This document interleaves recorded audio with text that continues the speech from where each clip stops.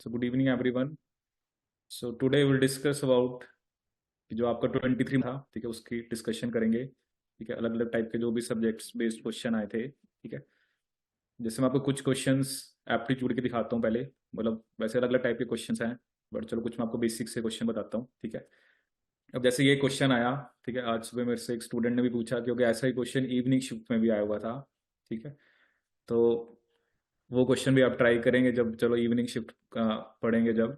तो यहाँ पे क्या क्वेश्चन था, choose the option that will make the following statement correct. ठीक है, तो क्वेश्चन क्या था कि the number of times the letter I occurs in this sentence is. ठीक है, अब अब अगर हम यहाँ पर पहले आई काउंट करते हैं कितने हैं। ठीक है, जैसे आप यहाँ पे काउंट करोगे तो दा में कोई आई नहीं है, नंबर में नहीं है, ऑफ में नहीं है, टाइम्स में एक आई, तो ये आ गया। ठीक है, ये मेरा आ गया फर्स्ट आई। ठीक है, दूसरा अगर आप देखोगे ये आई आ गया, दिस इज सेकंड आई। ठीक है, फिर आपका थर्ड आई। ठीक है, एंड दिस इज उसके बाद आपका आ गया दिस में फोर्थ आई, और इसमें फाइव। ठीक है, लेकिन इसका आंसर सिक्स कैसे है। ठीक है, सो बेसिकली क्या होगा ना, जब हम यहाँ पर लिखेंगे the number of times I occurs in the this sentence is six. ठीक है, तो ये वाला आई भी काउंट होगा। ठीक है, तो वो वाला क्वेश्चन भी आप करना ट्राई। उसमें अ, मतलब वैसे सेवन है, बट उसमें क्या था, उसका आंसर नाइन था, क्योंकि जब यहाँ पे आप नाइन लिखोगे तो उसमें नाइन के भी दो एन आपको लेने पड़ेंगे। ठीक है, वो क्वेश्चन चलो आप देखना, क्योंकि ये मॉर्निंग शिफ्ट में भी सेम क्वेश्चन आया था, इवनिंग में भी। तो जब आप ये लिखोगे तो the number of times the letter I occurs in this sentence is six. ठीक है, तो आप देख रहे हो कि सिक्स टाइम्स आई आएगा। एक तो जो ये एक one two three four five, और एक आई जो सिक्स का है। ठीक है, तो इसका आंसर क्या था आपका सिक्स। ठीक है, so the same kind of question they asked in evening shift also. फिर एक आधा और मैं आपको इसमें से बेसिक क्वेश्चन दिखाता हूँ। ठीक है, अब जैसे एक क्वेश्चन ये आया, if the difference between the two digit number made from digits A and B, ठीक है, इज यूर 27। ठीक है, तो कह रहा है कि ए और बी में कितना डिफरेंस है। ठीक है, अब देखो क्या है, आपको उसने डिफरेंस दे रखा है। ठीक है, तो ये आपको पिक करना है कि कौन सी वो दो डिजिट हैं जिनसे नंबर बना है। ठीक है, तो इस क्वेश्चन के अंदर जो वो दो डिजिट्स हैं, तो एक डिजिट तो ऑब्वियसली अगर आप इसमें 27 कैसे आएगा, पहले तो वो आपको सोचना है। तो वो कैसे आएगा, जब आप 52 में से 25 को माइनस करोगे। ठीक है, क्योंकि दो ही डिजिट है, मान लो चाहे ए को आप टू ले लो या बी को, जो भी। तो ऑब्वियसली फाइव और टू जो है उसका डिफरेंस कितना आएगा आपका, थ्री। तो इसका आंसर क्या था, थ्री। ठीक है, तो मैं अभी थोड़े से बस आपको ना ऐसे क्वेश्चन बता रहा हूँ जो थोड़े जनरल से हैं। ठीक है, रेस्ट यू कैन डू। कुछ क्वेश्चन इसमें टिपिकल भी होते हैं, कुछ हर एक टाइप के क्वेश्चन है। बट बट ये था कि यू नीड टू पिक कि क्या वो क्वेश्चन में पूछ रहा है। ठीक है, तो इसका आंसर क्या है आपका, थ्री। तो ये गिवन है। ठीक है, थोड़े से मैं आपको इजी वाले क्वेश्चंस बता रहा हूँ यहाँ पर। ठीक है, बाकी यू कैन ट्राई, जिसमें थोड़ा बहुत कैलकुलेशन भी होगी। ठीक है, एक क्वेश्चन इसमें अभी हम ये वाला भी ट्राई करेंगे, जो ये टेस्ट वाला। तो अभी मैंने आपको ये एक क्वेश्चन ये वाला करा है, दो क्वेश्चंस कराए।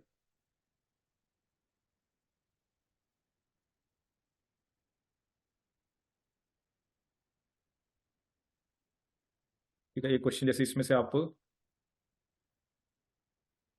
जैसे अब ये क्वेश्चन भी इजी था कि अगर सिक्स स्टूडेंट्स एक बेंच को ऑक्यूपाई करते हैं।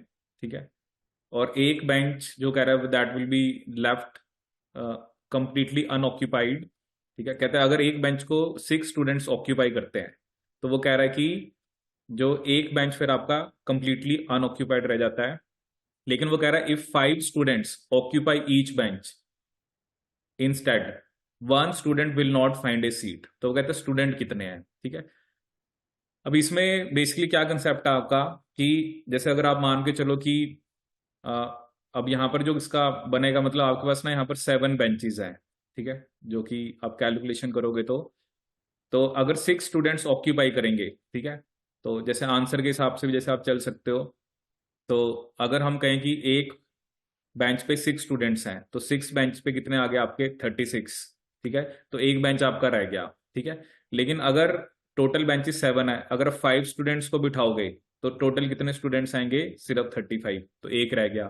ठीक है, तो वो यही कह रहा है कि मतलब टोटल बेंचेस आपके पास 7 है, अगर एक बेंच के ऊपर 6 स्टूडेंट्स बैठ रहे हैं, इसका मतलब क्या है कि आपके जो 6 बेंचेस हैं वो क्या हो जाएंगे आपके ऑक्यूपाई।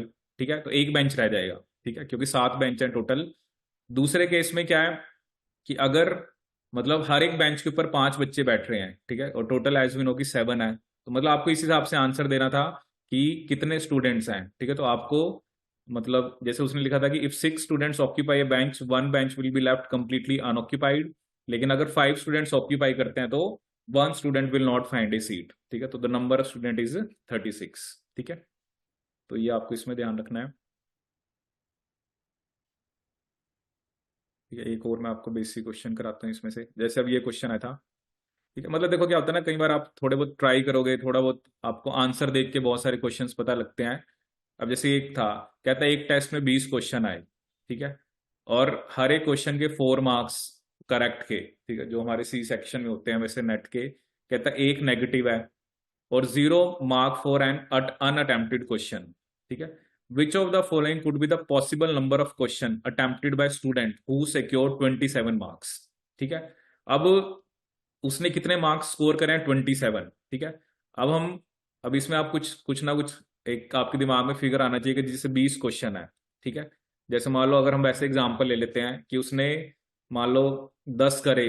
ठीक है, जैसे उसने मान लो कि 20 में से 10 करे, 10 ठीक थे, 10 गलत थे। ठीक है, ठीक का मतलब 40 और 10 गलत हो गए, तो इसका मतलब उसके 36 मार्क्स आने चाहिए थे। ठीक है, क्योंकि सॉरी कितने आने चाहिए थे आपके, 30 मार्क्स आने चाहिए थे, 40 - 10। ठीक है, क्योंकि एक करेक्ट के 4 हैं। ठीक है, और आपका अगर एक इनकरेक्ट हो गया तो उसका -1। ठीक है, अब 27 मार्क्स कैसे आ सकते हैं ये आपको सोचना है। ठीक है, तो 27 मार्क्स के लिए आपको मतलब यू नीड टू थिंक कि कितने क्वेश्चन उसने करे होंगे, कितने उसके ठीक होंगे, कितने गलत होंगे। ठीक है, जैसे मैं आपको सिंपल अगर हम मान के चले, मान लो उसने कहा उसके, क्योंकि थोड़ा बहुत आपको आइडिया होना चाहिए मार्क्स से। ठीक है, जैसे आप मान लो उसने 9 क्वेश्चन ठीक करे तो उसके 36 मार्क्स बन गए। ठीक है, और 9 ही क्वेश्चन अगर उसने गलत करे हो, 9 इंटू -1 तो -9, तो मतलब तब उसके 27 मार्क्स आ सकते हैं। ठीक है, इसका मतलब उसने टोटल कितने क्वेश्चन अटेम्प्ट करे, 18।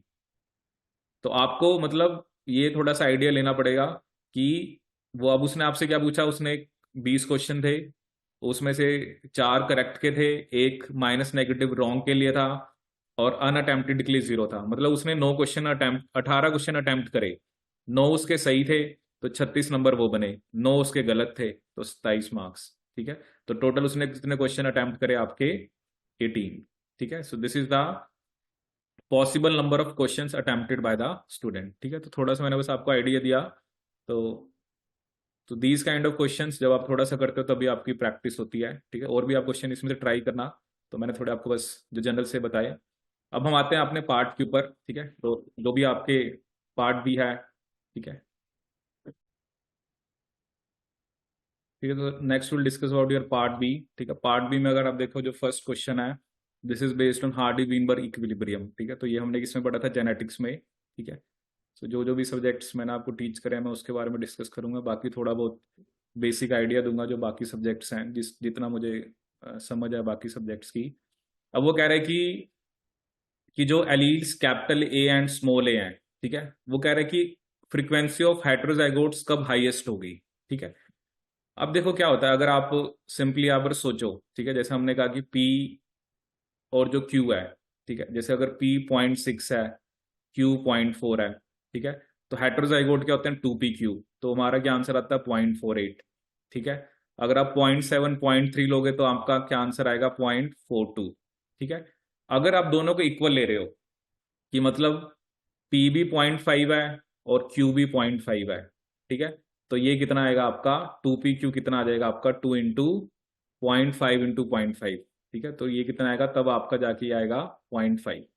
ठीक है, तो ये मैक्सिमम वैल्यू आएगी। ठीक है, तो P और Q जब इक्वल होंगे तब आपके जो हेटेरोजाइगोट्स की फ्रीक्वेंसी है वो मैक्सिमम होगी। ठीक है, अगर P ज्यादा है, 0.6 है, 0.7 है, क्योंकि 0.5 is the basically the maximum value that you will get for heterozygotes. ठीक है, तो जब कैपिटल ए की फ्रीक्वेंसी स्मॉल ए के इक्वल होगी तब आपका 2pq जो है वो मैक्सिमम आएगा। ठीक है, तो ये क्वेश्चन आया था एक।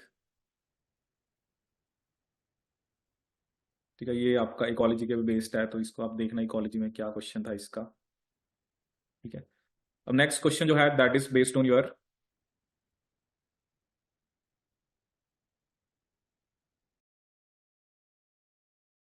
ठीक है, तो ये नेक्स्ट क्वेश्चन है that is based on your karyotyping. ठीक है, कैरियोटाइपिंग क्या होता है कि जो कि आपके जो क्रोमोसोम्स होते हैं, ठीक है, उसका हमें क्या बताता है, आपका अरेंजमेंट जो ऑर्डर होता है। तो अगर आप इस कैरियोटाइप को देख रहे हो, ठीक है, एक चीज यहां पर आपको देखने को मिल रही है कि एक तो ये एक्स एक्स वाई, ठीक है, तो एक्स एक्स वाई वाली कंडीशन कौन सी होती है आपकी, दैट इज योर एन्यूप्लॉइडी, कि एक एक एक्स क्रोमोसोम एक्स्ट्रा है जो कि आपका क्लीन फिल्टर सिंड्रोम में होता है। ठीक है, तो अगर तो आप चार ऑप्शन देखो, ठीक है, तो पहली स्टेट, पहला मतलब ऑब्वियसली वैसे ये जो होता है कि डार्क और लाइट बैंड आते हैं, ये जनरली आते हैं आपके जी बैंडिंग के अंदर। ठीक है, तो पहली बात तो नॉर्मल कैरियोटाइप ये नहीं है। ठीक है, जैसे ये लिखा हो ना कि नॉर्मल ह्यूमन कैरियोटाइप। ठीक है, तो इसका इसका मतलब ये बात तो पक्की है कि जो फर्स्ट स्टेटमेंट और आपकी ये स्टेटमेंट तो गलत थी। ठीक है, एक्चुअली ये जो सी बैंडिंग होती है ना, ये हम करते हैं सेंट्रोमियर के लिए, या मतलब जो हेटेरोक्रोमेटिन होता है। ठीक है, तो यहाँ पे तो ऐसा नहीं है, यहाँ पर तो आप पूरे क्रोमोसोम में देख रहे हो कहाँ पर आपको डार्क और लाइट बैंड दिख रहे हैं। ठीक है, जी बैंडिंग हमने पढ़ा था कि जो 80 रिच होता है, 80 रिच रीजन वो होता है जनरली जहां पर आपके जीन्स नहीं होते हैं, वो आपको डार्क दिखता है, दूसरा लाइट। तो इसका आंसर क्या है, जी बैंडेड ह्यूमन कैरियोटाइप डिपिक्टिंग एन्यूप्लॉइडी। ठीक है, तो ये इसका आंसर था। तो अलग अलग टाइप की बैंडिंग्स हमने पढ़ी हैं। क्यू बैंडिंग होती है, उसमें फ्लोरेसेंट डाई आप यूज करते हो। ठीक है, नाउ दिस इज, ये आपका प्लांट से रिलेटेड क्वेश्चन है डिजीज से। ठीक है, फिर ये एक मेमेलियन स्पीशीज जो एवरग्रीन फॉरेस्ट में मिलती है, तो ये तो आपको मतलब फैक्ट्स हैं जो याद रखने पड़ेंगे। ठीक है, so this is related to the basically anatomy of flowering plants. ठीक है, अब जैसे क्वेश्चन यह है कि जो रिसेसिव लीथल एलील होती हैं, ठीक है, they are never completely eliminated from the population. ठीक है, क्योंकि वो रिसेसिव हैं, क्योंकि रिसेसिव तो तभी एक्सप्रेस करती है ना जब दोनों एक साथ आए। ठीक है, तो कभी भी कंप्लीटली एलिमिनेट नहीं होती, तो उसके पीछे रीजन क्या होता है, because they are maintained in the population as heterozygote. ठीक है, क्योंकि रिसेसिव एलील का क्या, लीथल का मतलब क्या है, रिसेसिव लीथल का मतलब है कि अगर दोनों आ गई, लीथल एलील वो होती हैं कि दैट मतलब जो ऑर्गेनिज्म है वो सर्वाइव ही नहीं कर पाएगा। ठीक है, तो वो कंप्लीटली एलिमिनेट नहीं होती, क्योंकि वो किस स्टेट में मेंटेन रहती हैं, आपकी हेट्रोजाइगोट्स। ठीक है, next question is simple, alanine, कि जब ग्लाइकोलिसिस होता है प्लांट्स में, जो alanine and related amino acid are directly produce from which one of the following precursor. ठीक है, ये हमने पढ़ा था कि एलेनिन जो है वो पायरुवेट से बनता है। ठीक है, तो अमीनो एसिड के अलग अलग प्रिकर्सर्स मैंने आपको बताए थे कि एलेनिन किससे बनता है, ग्लाइसिन किससे बनता है, तो ये पायरुवेट से सिंपली एलेनिन बनता है। ये क्वेश्चन भी हमने डिस्कस करा था कि इनमें से कौन सा फैक्टर है जो resolving power of bright field microscope. ठीक है, तो जनरली कोई भी माइक्रोस्कोप हमने पढ़ा था उसमें इक्वेशन पढ़ी थी which was your Abbe's equation, that is D is equal to 0.61 lambda by N sine theta. ठीक है, तो यहां पर आप देख सकते हो कि जो कलर ऑफ लाइट, तो वो वेवलेंथ है, वेवलेंथ पे डिपेंड करता है। ठीक है, एंगल ऑफ एडमिटेंस, ये जो थीटा आपका एंगल था। ठीक है, और देखते हैं फैक्टर और इन्होंने क्या देखा आपका, मीडियम। ठीक है, मीडियम क्या शो करता है, आपका रिफ्रैक्टिव इंडेक्स। ठीक है, तो ये तीनों फैक्टर जो हैं इनके ऊपर आपका जो मतलब ब्राइट फील्ड माइक्रोस्कोप है, बाकी सब फैक्टर जो होते हैं वो रिजॉल्विंग पावर के ऊपर, लैम्डा कलर ऑफ लाइट से रिलेटेड है, एन आपका जो मीडियम की हम बात कर रहे हैं, जो रिफ्रैक्टिव इंडेक्स की बात कर रहे हैं, और थीटा एंगल है। ठीक है, इंटेंसिटी ऑफ लाइट का यहाँ पर कोई भी लिंक नहीं है। तो ये क्वेश्चन भी हमने जब हमने माइक्रोस्कोपी पढ़ी थी तो मैंने आपको बताया था। तो this is related to signalling, ये जो क्वेश्चन है ये सिग्नलिंग से रिलेटेड है। ये भी आप इसको देखना कि मतलब उसने ये क्या रखे कि the extracellular domain of cell surface receptor वो switched with a extracellular domain of another receptor. ठीक है, जैसे जनरली जो भी रिसेप्टर होते हैं, ठीक है, जैसे उनके अंदर एक एक्स्ट्रा सेलुलर डोमेन होता है जिसके साथ लिगेंड आके लगता है। ठीक है, और इंट्रा सेलुलर डोमेन जो है वो सिग्नल को आगे लेके जाता है। ठीक है। तो वो कह रहा है कि जो एक्स्ट्रा सेलुलर डोमेन है उसको हमने दूसरे रिसेप्टर से स्विच कर दिया, तो इसको आप बोल सकते हो काइमेरिक रिसेप्टर, ठीक है। एक्स्ट्रा सेलुलर डोमेन बी का है और जो इंट्रा सेलुलर डोमेन है वो ए का है, ठीक है।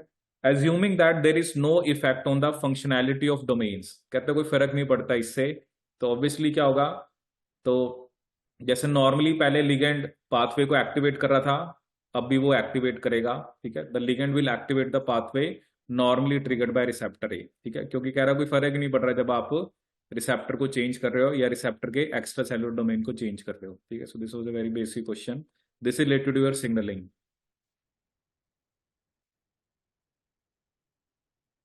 और this is a memory based fact, आपको याद ही रखना पड़ेगा कि जो स्टैंडर्ड फ्री एनर्जी होती है of hydrolysis of glucose 1 phosphate is your -20.9 kilo joule per mole, ठीक है, ये फैक्ट है। फिर एक क्वेश्चन आता है एनाल्जेसिक, ठीक है, ये भी हम 11th-12th में पढ़ते थे।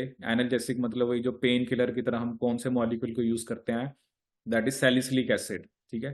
तो सैलिसिलिक एसिड, आई रिमेंबर कि जब हम 11th-12th में केमिस्ट्री पढ़ते थे तो वहां पर हमें सैलिसिलिक एसिड की फॉर्मेशन बताई जाती थी, जैसे अलग अलग टाइप की रिएक्शंस होती थी। तो सैलिसिलिक एसिड हम कैसे बनाते हैं, मतलब जहां तक मुझे याद आ रहा है इसके अंदर बेंजीन के ऊपर एक OH और एक COH ग्रुप होता है, ठीक है, मुझे एग्जैक्ट तो नहीं ध्यान आ रहा, बट ये हम पढ़ते थे क्योंकि बहुत सारे जो मतलब कंपाउंड्स होते हैं वो हम सैलिसिलिक एसिड से बनाते हैं, ठीक है। सैलिसिलिक एसिड में देख लेते हैं एक बारी, तो वही होता है ना कि ये, हाँ देखो वही है सेम, बेंजीन के ऊपर एक OH ग्रुप और एक COH ग्रुप, ठीक है। आई स्टिल रिमेंबर जब फिनॉल की रिएक्शंस पढ़ते थे ना तो उसमें सैलिसिलिक एसिड हम बनाते थे, और इससे अलग अलग जैसे ऑयल्स ऑफ विंटर ग्रीन, मतलब सैलिसिलिक एसिड से ना ऐसे 2-3 कंपाउंड बनते थे, तो इसको आप वैसे भी याद रखना। आरबीसीज के अंदर एंड प्रोडक्ट ऑफ ग्लाइकोलिसिस क्या होता है, ठीक है। सो हमें पता है कि बेसिकली लैक्टिक एसिड फर्मेंटेशन, ठीक है, तो लैक्टिक एसिड फर्मेंटेशन बनेगी जो मेच्योर आरबीसी के अंदर, क्योंकि वो एनारोबिक मोड ऑफ रेस्पिरेशन आपका दिखाते हैं, ठीक है। तो lactate will be your answer, ठीक है। Now this is fact based कि आप कुछ कोई प्लांट है जिसको सेंट्रल इंडिया में हम यूज करते हैं एज ए इंटॉक्सिकेंट, प्लांट वालों ने भी इसका नाम सुनाओ, दैट इज योर महुआ। सो ठीक है, अब ये क्वेश्चन आया था, वैसे इसमें आपको ना अलग अलग टाइप के ना ये साइट स्पेसिफिक रिकॉम्बिनेज होते हैं, ठीक है।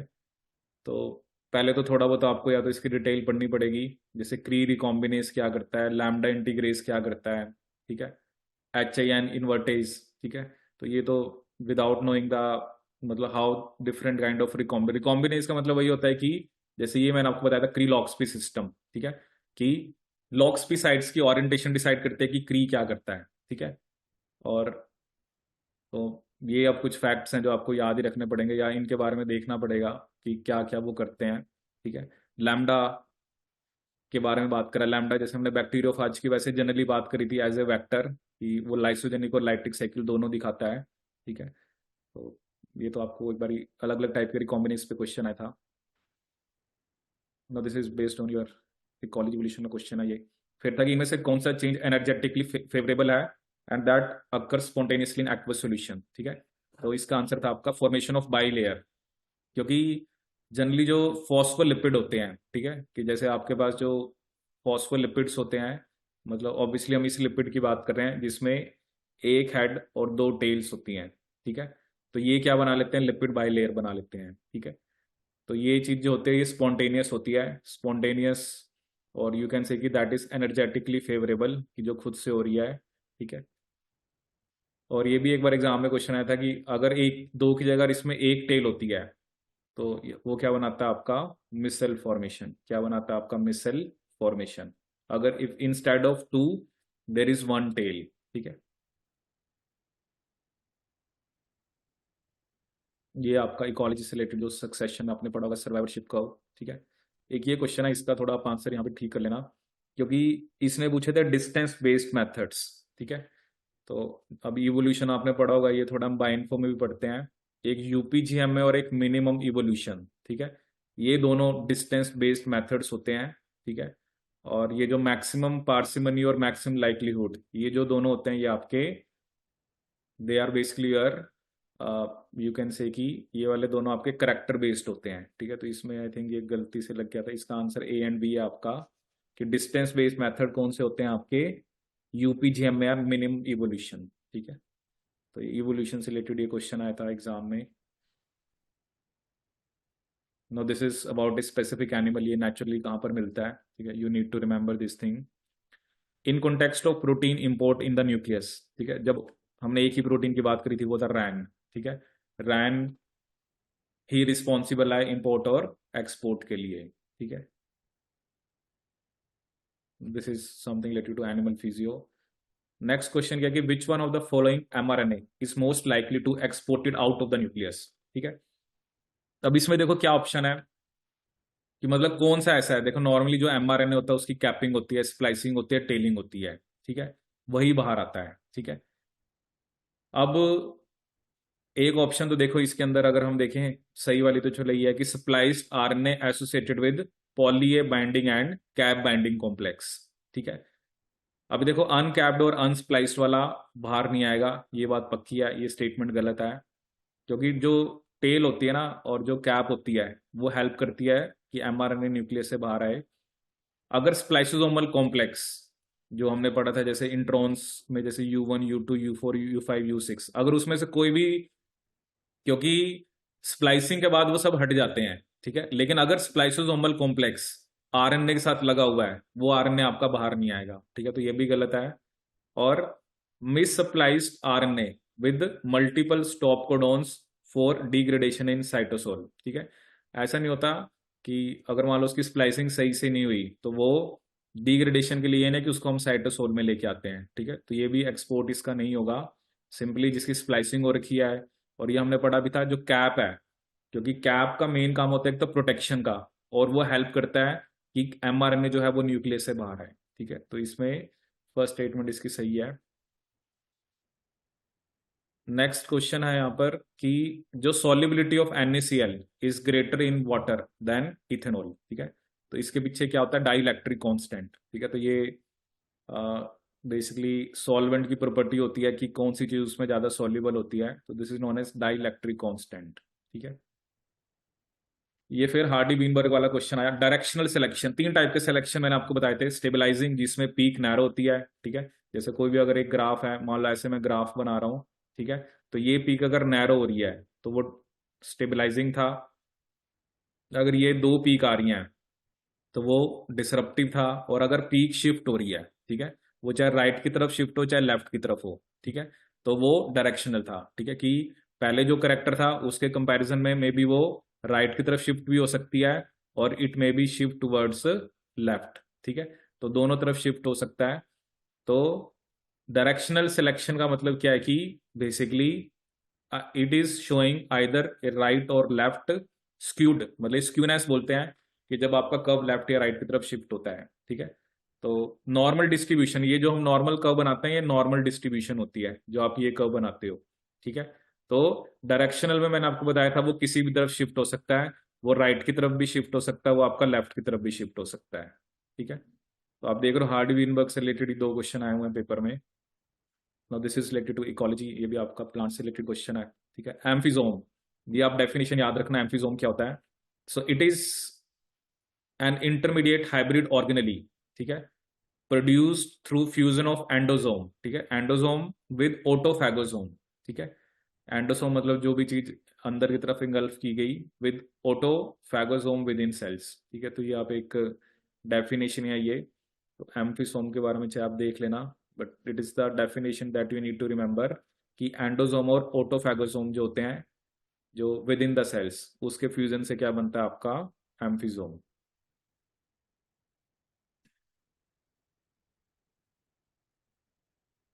अब ये पूछा है कि इनमें से कौन सी जो बर्ड है that is known to migrate across Himalayas, ठीक है। तो ये आपको बर्ड का नाम याद रखना पड़ेगा, that is your bar headed goose, ठीक है।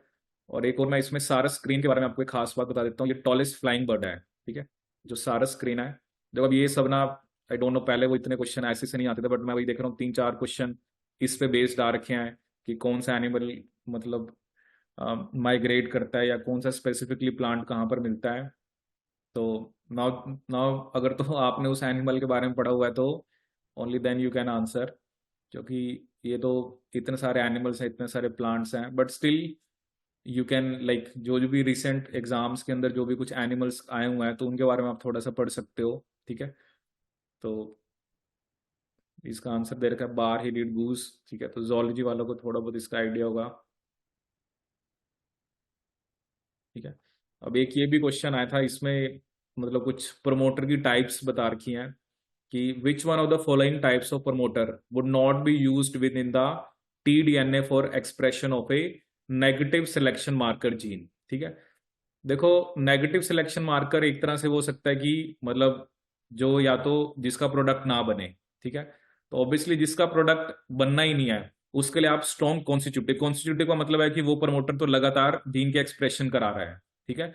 नेगेटिव सिलेक्शन का मतलब वो जीन, मतलब जब आप ट्रांसजेनिक प्लांट में जा रही है, ठीक है, तो वो ऐसे मतलब एक्सप्रेस ना करे, ठीक है। या तो वो किसी टिश्यू में करे, या आप सबस्ट्रेट देके उस जीन के एक्सप्रेशन कराओ, या आप स्ट्रेस देके, ठीक है। तो स्ट्रॉन्ग कॉन्स्टिट्यूटिव नहीं। स्ट्रॉन्ग कॉन्स्टिट्यूटिव का मतलब तो क्या होता है, कॉन्स्टिट्यूटिव का मतलब क्या होता है, वो हर टाइम एक्सप्रेस कर रहा है। नेगेटिव के अंदर हम नहीं चाहते जीन के एक्सप्रेशन, ठीक है। तो आप ऐसा प्रमोटर नहीं यूज करोगे जो कॉन्स्टिट्यूटिव, ठीक है। ये भी हमने ऑपरेशन सिस्टम में पढ़ा था कि कॉन्स्टिट्यूटिव का क्या मतलब होता है और आपका जो इंड्यूसिबल का क्या मतलब होता है, ठीक है।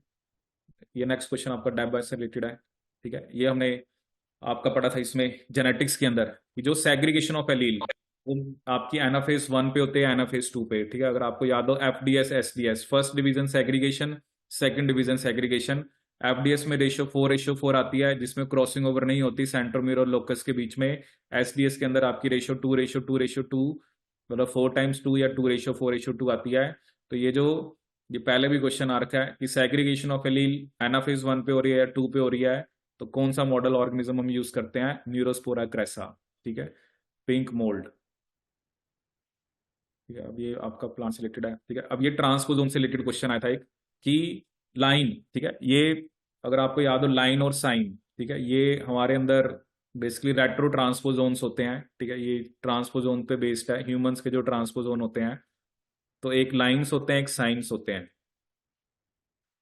तो अब जो लाइंस होते हैं ना वो ऑटोनोमस होते हैं। ऑटोनोमस मतलब वो खुद की ट्रांसपोजिशन करा सकते हैं, साइंस डिपेंडेंट होते हैं लाइंस के ऊपर।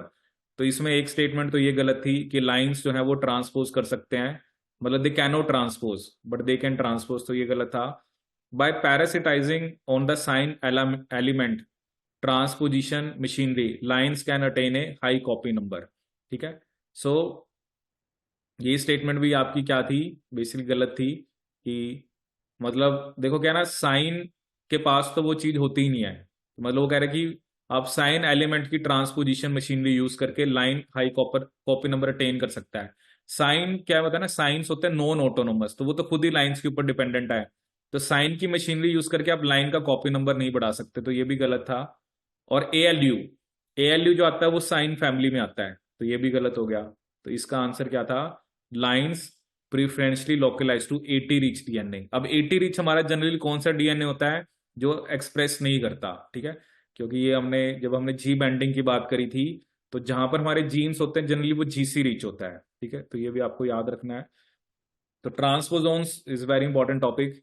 इस पे मैंने आपको अलग अलग शॉर्ट वीडियोस भी शेयर की थी कि जैसे बैक्टीरिया के ट्रांसपोजोन्स कौन से होते हैं, मेज में जो हम पढ़ते हैं ACDS सिस्टम होता है, ह्यूमंस के आपको पता होने चाहिए, ठीक है। तो ये ALU जो था ये साइन फैमिली में था, ठीक है। तो ये आपको याद रखना है। और लाइन्स जो होते हैं वो ऑटोनोमस होते हैं, मतलब वो खुद की ट्रांसपोजिशन करा सकते हैं। बट जो साइंस हैं वो बेसिकली आपके they are not autonomous, they are dependent on lines for their transposition, ठीक है।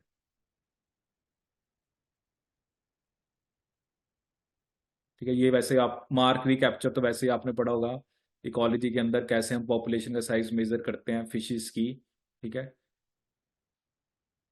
Now this is something related to, ठीक है, ये भी मैंने आपको बताया था कि आरबीसी का हीमोलाइसिस कब होगा, जब वो कौन से सॉल्यूशन में प्लेस होंगे, ठीक है। तो इसके लिए मैंने आपको बताया था, आपको ये पता होना चाहिए कि जो आपका हीमोलाइसिस का मतलब स्वेलिंग, ठीक है।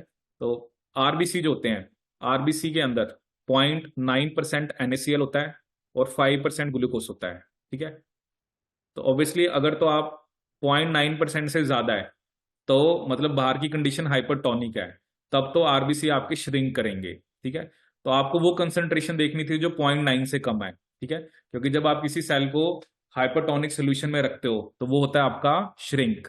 But when you keep that basically this your when you keep a cell in a hypertonic solution, then it will swell and ultimately it will burst. ठीक है, so you need to look for that concentration which is less than 0.9% NaCl। ठीक है, तो 2% ज्यादा था, 1.5 भी ज्यादा था, और अगर हम बाकी दो ऑप्शंस को देखें तो 1% भी ज्यादा है, तो 0.5% NaCl was the right answer। But this for this you need to remember this fact, the concentration of NaCl is 0.9% in RBC and that of glucose is 5%। ठीक है, now this is something related to ecology जो term है।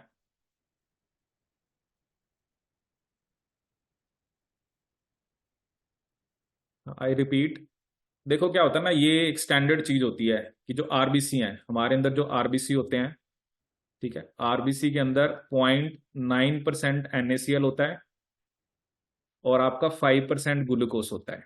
ठीक है, simply अगर आप पढ़ते भी हो जनरल चीज कि जैसे अब आरबीसी को अगर तो कंसंट्रेशन 0.9, जैसे ये आरबीसी को मैंने एक सोल्यूशन में रखा, अगर कंसंट्रेशन 0.9% से ज्यादा है तो पानी जो है वो, जैसे अंदर तो 0.9 है, ठीक है, बाहर आपकी 0.9 से ज्यादा है, चाहे वो 1 है, 1.1 है, जो भी है, क्योंकि जो वाटर है वो हमेशा लो टू हाई कंसंट्रेशन की तरफ आता है। ठीक है, मतलब इन टर्म्स ऑफ सोल्यूट। ठीक है, ऑब्वियसली अगर 1.9% NaCl है और बाहर आपका 2% है, ठीक है, तो इसका मतलब यहाँ पे सोल्यूट ज्यादा है, यहाँ पे सोल्यूट कम है। ठीक है, तो वाटर हमेशा बाहर की तरफ आएगा, तो उस केस में तो आरबीसी स्वेल क्या करेगा, श्रिंक करेगा। ठीक है, लेकिन अगर आप 0.9 और बाहर 0.5 है तो पानी आरबीसी के अंदर आएगा, और अंदर जाएगा तो वो उसको स्वेल करके उसका लाइसिस करा देगा। ठीक है, तो out of the 4 option only one concentration was lesser than 0.9%, others were greater than your this 0.9%, so the right answer is 0.5%, which is lesser than 0.9%। ठीक है, तो ये हो गया हमारा इसमें इज रिलेटेड टू इकोलॉजी, ये थोड़ा सा प्लांट से। अब ये ना कुछ मार्कर्स होते हैं, जेनेटिक मार्कर से रिलेटेड क्वेश्चन है कि कौन से स्टेटमेंट जेनेटिक मार्कर से रिलेटेड इनकरेक्ट है। ठीक है, सो इसमें अगर आपने पढ़ा हो, जैसे मैंने आपको कुछ मार्कर्स बताए थे, RFLP और आपका जैसे ये SSR, ये को डोमिनेंट मार्कर होते हैं। ठीक है, तो को डोमिनेंट मार्कर से आप हेटेरोजाइगोसिटी को डिटेक्ट कर सकते हो। ठीक है, तो ये स्टेटमेंट तो बिल्कुल सही थी, जैसे RFLP होता है, और ये भी डी भी सही है क्योंकि दोनों के दोनों मल्टी एलिलिक हैं। ठीक है, क्योंकि दो टाइप के मार्कर होते हैं, एक होते हैं डोमिनेंट, एक होते हैं को डोमिनेंट। अगर आपने हेटेरोजाइगोट्स का मतलब क्या है, जैसे मान लो जैसे अगर आपने ये डिटेक्ट करना है कि वो हेटेरोजाइगस है, कि उसके अंदर एक एलील HB है, एक HBS है, इससे रिलेटेड हमने जेनेटिक्स में क्वेश्चन भी करे थे कि क्योंकि कई बार एलिलिक फॉर्म्स क्या होते हैं, वो वहां पर म्यूटेशन आ जाती है जीन के अंदर, जिसकी वजह से क्या होता है आपका कि जब आप रेस्ट्रिक्शन एंजाइम से कट कराते हो तो मे बी वो रेस्ट्रिक्शन साइट एबॉलिश हो जाती है, जो कि हमने केस पढ़ा था।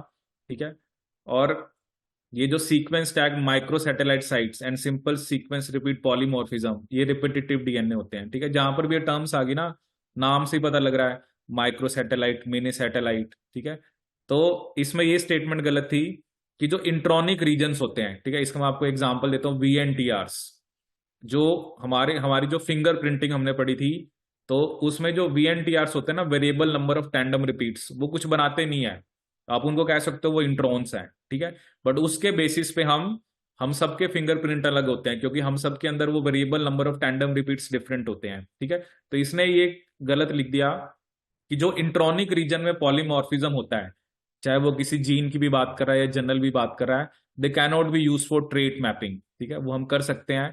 ठीक है, क्योंकि बेसिकली इंट्रॉन, जैसे यहाँ पर तो चलो ये मे बी इसने प्लांट्स या उसके कॉन्टेक्स्ट में मे बी पूछ लिया, but generally variable number of tandem repeats जो हमारे लिए DNA फिंगरप्रिंटिंग का प्रिंसिपल है, they are like introns because they are not coding for anything. ठीक है, तो ये मार्कर्स का थोड़ा सा आइडिया होना चाहिए। कोडोमिनेंट मार्कर्स होते हैं आपके RFLP हो गया, SSR हो गया, ठीक है, AFLP, RAPD, ये किसके एग्जाम्पल होते हैं आपके डोमिनेंट मार्कर्स के। Amplified fragment length polymorphism, random amplification of polymorphic DNA, ये किसके एग्जाम्पल थे आपके डोमिनेंट मार्कर्स के, ठीक है। So moving on to the next question, तो this is related to animal renin secretion, ठीक है। रैनिन अगर आपने पढ़ा हुआ है जनरली रास सिस्टम होता है, रैनिन एंजियोटेंसिनोजन एल्डोस्टेरोन सिस्टम, ठीक है। जनरली क्या होता है, रैनिन का काम क्या होता है, ब्लड प्रेशर को बढ़ाना, जब हमारा ब्लड प्रेशर कम हो रखा होता है, ठीक है। तो आई थिंक अगर आपने बेसिक भी पढ़ा हुआ है, एक रैनिन एंजियोटेंसिनोजन एल्डोस्टेरोन सिस्टम होता है। तो ब्लड प्रेशर अगर ज्यादा है तो ऑब्वियसली रैनिन नहीं आएगा, ठीक है। तो ये चलो मैं वैसे आपको बता देता हूँ। तो एक सिस्टम होता है रास सिस्टम। रास सिस्टम हमारे अंदर तब काम करता है जब हमारा बीपी कम हो रखा होता है। बीपी कम हो रखा तो हमारा ग्लोमेरुलर फिल्ट्रेशन रेट भी कम हो रखा होता है, ठीक है। लेकिन जब हमारा ब्लड प्रेशर ज्यादा होता है तो हार्ट एक फैक्टर बनाता है ANF, एट्रियल नाट्रियूरेटिक फैक्टर, जो कि वेसो डायलेशन का काम करता है। और ऐसे डायलेटर ये हमारे जो ब्लड प्रेशर है उसे कम करता है, ठीक है। तो जितना मतलब बेसिक नॉलेज के हिसाब से, जब बीपी ज्यादा है तब रैनिन का काम नहीं है। रैनिन मेनली तब रोल प्ले करता है जब आपका बीपी कम है, ठीक है। तो इंक्रीज ब्लड प्रेशर में रैनिन का सिक्रीशन वैसे नहीं होना चाहिए, मतलब वो तो और बढ़ाएगा। तो बीपी पहले बढ़ा हुआ है और थोड़ा बढ़ाना है हमने, ठीक है। तो ज्यादा बीपी होने से रैनिन का सिक्रीशन इनहिबिट हो जाता है, क्योंकि वो आपकी बीपी को बढ़ाता है, ठीक है। विच one of the following translation factor is used at the step of translation initiation and defined as anti association factor, ठीक है। ये बहुत बेसिक क्वेश्चन आया था। IF1 और IF3 की हम बात करते हैं। 1A साइट पे लगता है ताकि पहले वाला tRNA आपका P A साइट पे ना आए, और IF3 हमने पढ़ा था इसका फंक्शन होता है ये 30S और 50S को बेसिकली कंबाइन नहीं होने देता, ठीक है। So this is related to evolution. जो आपका जेट बर्गर्स, डायरिया, ये भी हमने सिग्नलिंग में पढ़ा था कि जो कॉलेरा टॉक्सिन होता है, ठीक है, वो कॉन्टिन्यूस एक्टिवेशन ऑफ एडेनाइड साइक्लेज, ठीक है। तो GS अल्फा जो होता है उसकी EDP राइबोसाइलेशन करता है, जिससे वो परमानेंटली एक्टिव रहता है, ठीक है। ये क्वेश्चन भी मैंने आपको बताया कि सेलिनोसिस्टीन, ई कोलाई के अंदर सेलिनोसिस्टीन स्टॉप कोडोन, ठीक है। सो ये हमने पढ़ा था, ई कोलाई के अंदर selenocysteine is introduced into formate dehydrogenase in response to stop codon, ठीक है। A special type of serine tRNA present at lower levels than other serine tRNA recognizes UGA and no other codons, ठीक है। ये बिल्कुल वही question आया आपका। TB पे क्वेश्चन आया था, अगर आपको याद हो मैंने आपको इम्यूनो के अंदर बताया था, जब भी हम माइकोबैक्टीरियम ट्यूबरकुलोसिस की बात कर रहे हैं तो हम कौन सी हाइपर सेंसिटिविटी की बात कर रहे हैं, टाइप 4 की, ठीक है। और टाइप 4 हाइपर सेंसिटिविटी होता है DTH रिस्पॉन्स, ठीक है। और जब भी DTH रिस्पॉन्स की बात आती है तो वहां पर मतलब 95% of the cells are macrophages, ठीक है, और बाकी जो होते हैं वो TH1 सेल्स होते हैं। तो आई थिंक इसमें मैक्रोफेजिस मेरे ख्याल में एक ही ऑप्शन में है, तो सीधे सा आंसर था। जितने भी इंट्रासेलुलर मैंने आपको पैथोजेंस बताए थे, माइकोबैक्टीरियम ट्यूबरकुलोसिस, कैंडिडा एल्बिकन्स हो गया, या आपका और भी जो हर्पिस सिंप्लेक्स वायरस होता है, जो भी इंट्रासेलुलर पैथोजन, ठीक है, उनके अगेंस्ट हमेशा कौन सा रिस्पॉन्स आता है आपका, DTH रिस्पॉन्स। कौन सा रिस्पॉन्स आता है आपका, DTH रिस्पॉन्स। और DTH रिस्पॉन्स के अंदर ज्यादातर सेल्स आपके मैक्रोफेजिस होते हैं, ठीक है। ये भी हमने डिस्कस किया था सैक्रोमाइसिस पोम्बे जब हमने पढ़ा था कि, तो उसमें G12S और G22M जो अरेस्ट कराता है, वो that is basically this is possibly A mutant of CDC2 only, ठीक है। ये मैंने आपको लाइन लिखवाई थी वहां पर। प्लांट सेल्स के अंदर बेसिकली, एनिमल्स के अंदर बोलते हैं गैप जंक्शन, प्लांट सेल्स के अंदर जंक्शन का नाम होता है प्लाज्मोडेस्माटा, ठीक है। Now this is related to your plant physiology. PEPCase के बारे में क्या इनकरेक्ट है, ठीक है। तो ये जो आपने साइकिल पढ़ी है कि जैसे आपका ये जो फोस्फेनोल पायरुवेट कार्बोक्सिलेज होता है, ये आपका होता है मिजोफिल सेल्स के अंदर, ठीक है। और वहां पर आपने पढ़ा था C4 बनता है, ठीक है। तो ऐसा नहीं होता, C4 पैपकेज जो होता है वो आपका एक्टिव ही होता है डे में, क्योंकि आपने पढ़ा होगा कैम पाथवे के अंदर कि जो C4 एसिड होता है वो वैक्यूल्स में जाके स्टोर हो जाता है, जिसकी वजह से वैक्यूल्स की एसिडिफिकेशन हो जाती है, ठीक है। तो मतलब डे में तो ये एक्टिव होता है, ठीक है, बट वो होता है कि वही हम कहते हैं ना, स्टोमेटा दिन में बंद रहते हैं इनके, रात को खुलते हैं ताकि वाटर का लॉस मिनिमाइज हो। बाकी आपने पढ़ा होगा जो पैपकेज के बारे में। इनमें से कौन सी शुगर टॉलरेंस रिएजेंट को नहीं रिड्यूस करेगी, ये भी हमने करा था, क्योंकि इसमें फोर्थ आंसर है, क्योंकि इसमें 1-1 लिंकेज है। ठीक है, तो टॉलरेंस रिएजेंट को रिड्यूस वही कर पाएगा जो, मतलब वो रिड्यूसिंग शुगर। ठीक है, क्योंकि जो 1-1 लिंकेज वाली तो आपकी नॉन रिड्यूसिंग शुगर होगी, क्योंकि दोनों एनोमेरिक कार्बन आपके बॉन्ड में इन्वॉल्व है। ठीक है, सो ये हमने डिस्कस करा अभी पार्ट बी के बारे में। ठीक है, चलिए अब हम आते हैं आपके पार्ट सी के ऊपर, कि जो पार्ट सी है, ठीक है, उस पे क्या क्वेश्चन आए हुए थे। तो जो भी सब्जेक्ट्स मैंने आपको बताया उस पे बेस्ड हम देखते हैं। जैसे एक क्वेश्चन आया हुआ था यहाँ पर, that is based on S से। ठीक है, ये हमने पढ़ा था आपका इम्यूनो के अंदर, रिया और एलाइजा। ठीक है, सो अब इसके अंदर आपको क्या दे रखा है कि, अब देखो ये सब चीजें आपको, रिया आपने देखा था, रिया किस पे बेस था आपका, रेडियो एक्टिविटी के बेस पे। एंजाइम लिंक जो था वो, उसमें आपने देखा था कि एलाइजा के अंदर आप एंटीबॉडी के साथ एंजाइम लगाते हो, जो कि कलरलेस सबस्ट्रेट को कलर में कन्वर्ट कर देता है। ठीक है, तो रिया ज्यादा सेंसिटिव होते हैं। सेंसिटिव का मतलब वो कम कंसंट्रेशन को भी डिटेक्ट कर सकते हैं। ठीक है, तो ये स्टेटमेंट आपकी सही है। ठीक है, तो ए तो सही है।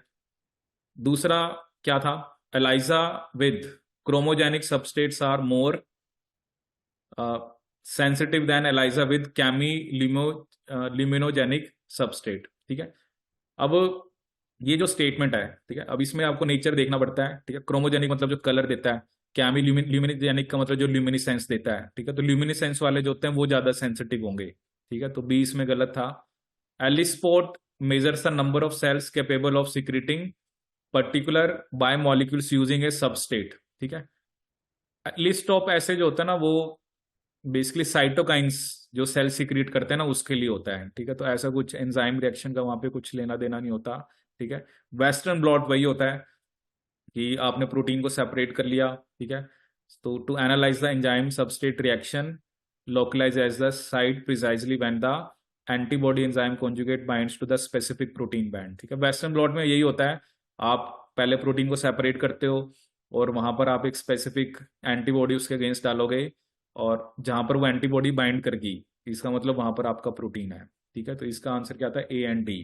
ठीक है, एसओएस रिस्पॉन्स, ये हमने जेनेटिक्स में पढ़ा था कि लास्ट रिजॉर्ट। ठीक है, system induced as a last resort. ठीक है, तो इसमें मैंने आपको बताया था डीएनए पॉलीमरेज 5 की हमने बात की थी, which is a your error prone DNA polymerase. ठीक है, तो इसमें एक स्टेटमेंट तो आपकी क्या थी कि जो रैक ए डीएनए फिलामेंट कॉम्प्लेक्स, ठीक है, stimulate the auto proteolytic activity of lakhs A repressor. ठीक है, देखो लैक्स ए जो होता है ना, वो जब सेल का डीएनए डैमेज नहीं होता है तब लैक्स ए क्या होता है, वो बेसिकली आपका एक्टिव होता है, क्योंकि वो रैक ए को काम नहीं करने देता। लेकिन जैसे ही डीएनए डैमेज होता है और रैक ए और डीएनए का कॉम्प्लेक्स बनता है, तो LexA repressor auto proteolytic activity, तो ये स्टेटमेंट सही है। ठीक है, दूसरा था Rec is activity due to blunt end. ठीक है, रैक के तब एक्टिवेट होता है मे बी जब स्टिकी एंड्स होते हैं, तो ब्लंट एंड्स वाला गलत था। SOS response includes the activation of synthesis of translesion polymerase, ये हमने डिस्कस किया था, डीएनए पॉलीमरेज 5। ठीक है, तो मतलब ए और सी सही है आपका, तो ऑब्वियसली एक ऑप्शन ए और सी है। ठीक है, डिस्ट्रक्शन ऑफ लैक्स से प्रमोट सिंथेसिस ऑफ फोटोलाइज। ठीक है, ये तो देखो आपका फोटोलाइज तो रिपेयर सिस्टम ये अलग था। ठीक है, और ये हमने पढ़ा था जो डीएनए फोटोलाइज होता है डायरेक्ट रिपेयर होता है, तो डायरेक्ट रिपेयर हमारे अंदर तो होता नहीं है, सिर्फ बैक्टीरिया में होता है। ठीक है, ये अभी मैंने आपको बायोकेमिस्ट्री, अभी मैंने थोड़े दिन पहले पीएच और एंजाइम से पीएच वाला कंसेप्ट आपके साथ डिस्कस किया था, अभी 2-3 दिन पहले। ये क्वेश्चन का सोल्यूशन मैंने आपको वहां पे दिया था कि जब इतना कम 10⁻⁻7 HCl होता है, तो उस केस में आपको हाइड्रोजन आयन HCl का भी लेना होता है और साथ में वाटर की तरफ से भी कंट्रीब्यूशन लेनी होती है।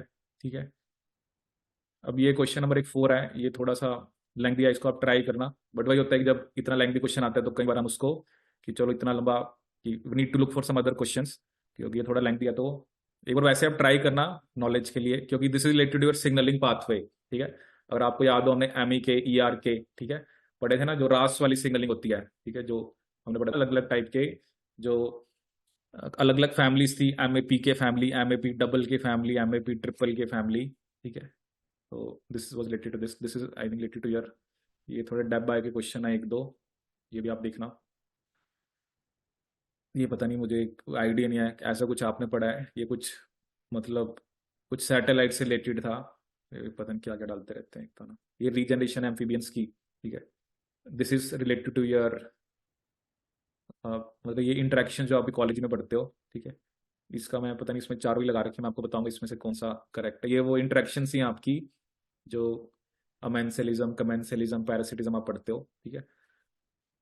एक क्वेश्चन आपका ये आया था कि जो हमने मॉलिक्यूलर बायोलॉजी के अंदर जो हमने पढ़ा था, that is about your organization, ठीक है। कि जो 2 से 11 बनता है, 11 से 30 बनता है, 30 से 300 बनता है, फिर आपका 700 बनता है, ठीक है। उसके बाद आपका 1400, ठीक है। अब इसमें आपको बेसिकली क्या बतानी थी आपकी, आपको इसमें से बतानी थी कि ऑल करेक्ट स्टेटमेंट, ठीक है, इन द सोलिनॉइड मॉडल, ठीक है। ये ना दो मॉडल होते हैं, एक सोलिनॉइड और एक जिगजैग, ठीक है। सो जो सोलिनॉइड मॉडल होता है, इसके अंदर the linker DNA connects the consecutive core particle, ठीक है। तो ये स्टेटमेंट सही है। ये मैं एक आपको इमेज भी शेयर कर दूंगा, सोलिनॉइड और जिगजैग, ये आपकी बुकलेट में वैसे मेंशन्ड है। जिगजैग के अंदर alternating nucleosomes become interacting neighbours, ठीक है। सो ये दोनों स्टेटमेंट आपकी सही है, ये दोनों मॉडल्स हैं, ठीक है। इसमें ना वैसे मेरे ख्याल में सी स्टेटमेंट भी सही है, क्योंकि इसमें ना एक जो स्टैक होता है ना उसमें 6 होते हैं, ठीक है। क्योंकि इसने यहाँ पे 2 स्टैक लिखे होते तो वो 12 होने चाहिए, और जिग जैग में 8, ठीक है। ये स्टेटमेंट अब यहाँ पर डी और ई गलत थी कि H1 हिस्टोन जो होता है वो जिग जैग मॉडल के लिए चाहिए होता है, सोलेनॉइड के लिए नहीं चाहिए होता है। ये बिल्कुल गलत स्टेटमेंट थी। H1 हमने देखा था कि वो जो डीएनए के पाथ को चेंज करता है, और हर एक न्यूक्लियोसोम के अंदर हमने H1 तो बनाया ही था, ठीक है। Chromatin fibers prepared with H4 histones that lack their tails could fold into a higher order fiber. ये देखो, अब जो भी आपके हिस्टोन थे ना, हिस्टोन के अंदर एक हमने देखा था, एक उसके अंदर एक मोटिफ होता है, और उसके अलावा उनके अंदर हिस्टोन टेल्स होती हैं, ठीक है। तो वो तो चाहिए अगर आपको उनको फर्दर पैकेजिंग करानी है, ठीक है। तो डी और ई इसमें बिल्कुल ही गलत थे, और आप देख सकते हो कि बाकी 3 ऑप्शन में डी और ई था, ठीक है। तो सी मेरे ख्याल में इसमें सही है, बट ऑब्वियसली आपको ऑल करेक्ट बतानी थी, ठीक है। तो इसमें डी गलत हो गया, इसमें आपका ई गलत हो गया, और इसमें भी आपका ई गलत हो गया। तो इस वजह से इसका ए और बी है, ठीक है। रेड कलर ब्लाइंडनेस, ठीक है, ये हमने पढ़ा था जेनेटिक्स के अंदर, मतलब ये जेनेटिक्स और सेल बायो दोनों से आप लिंक क्वेश्चन कह सकते हो। तो इसमें कह रहा है कि the 2 parents with normal colour vision have 2 sons, ठीक है। Son 1 has 47, that is XXY, and is colour blind. Son 2 has 46 X5 and is also colour blind, ठीक है। Assuming that no crossing over took place in prophase 1 of meiosis, Klinefelter syndrome in son 1 resulted due to the non-disjunction during which of the following events, ठीक है। अब एक बात तो पक्की है, अगर सन है तो सन के अंदर एक्स क्रोमोसोम फीमेल से ही आता है, ठीक है। तो पहली बात तो यहाँ पर फीमेल गैमेट ही होगा, ठीक है। अब अगर तो नॉन डिजंक्शन मियोसिस 1 पे होती है, तो हम क्या कहते हैं, हमेशा हमारे कौन से गैमेट बनते हैं आपके, एन्यूप्लॉइड, ठीक है। लेकिन अगर नॉन डिजंक्शन मियोसिस कहां पर होती है आपके 2 के ऊपर, तब हमारे हैप्लॉइड भी बनते हैं और एन्यूप्लॉइड भी बनते हैं, ठीक है। तो अब उसमें उसने कहा कि assuming that no crossing over, अब क्रॉसिंग ओवर ही नहीं हो रही। अब क्रॉसिंग ओवर अगर अगर होती है तो वो मियोसिस 1 होता, तब आप कह सकते हो कि एन्यूप्लॉइड गैमेट्स मियोसिस 1 के ड्यूरिंग बने हैं। अगर आपको याद हो अच्छे से, तो मैंने आपको ये डायग्राम्स बनाए थे प्रॉपर। अगर तो क्रॉसिंग ओवर ही नहीं हो रही, ठीक है, क्रॉसिंग ओवर ही नहीं हो रही, तो फिर तो आपके मतलब नो डिजंक्शन इसका मतलब नहीं होगी, क्योंकि नो डिजंक्शन में मैंने आपको वहां पे यही बताया था, जैसे ये क्रोमोसोम है और ये दूसरा क्रोमोसोम है, क्योंकि ये दोनों आपस में क्या करते हैं, पेयर, ठीक है। तो होता क्या था, ये दो जो नॉन सिस्टर क्रोमैटिड है, ये आपके सेपरेट नहीं हो पा रहे, ठीक है। तो उसकी वजह से इसे बोलते थे हम नो डिजंक्शन एट मियोसिस 1। यहाँ पे तो कह रहा है क्रॉसिंग ओवर हो ही नहीं रही है, इसका मतलब नो डिजंक्शन की बात आप मियोसिस 1 पे नहीं करोगे, ठीक है। तो इसका मतलब मियोसिस 2, ठीक है।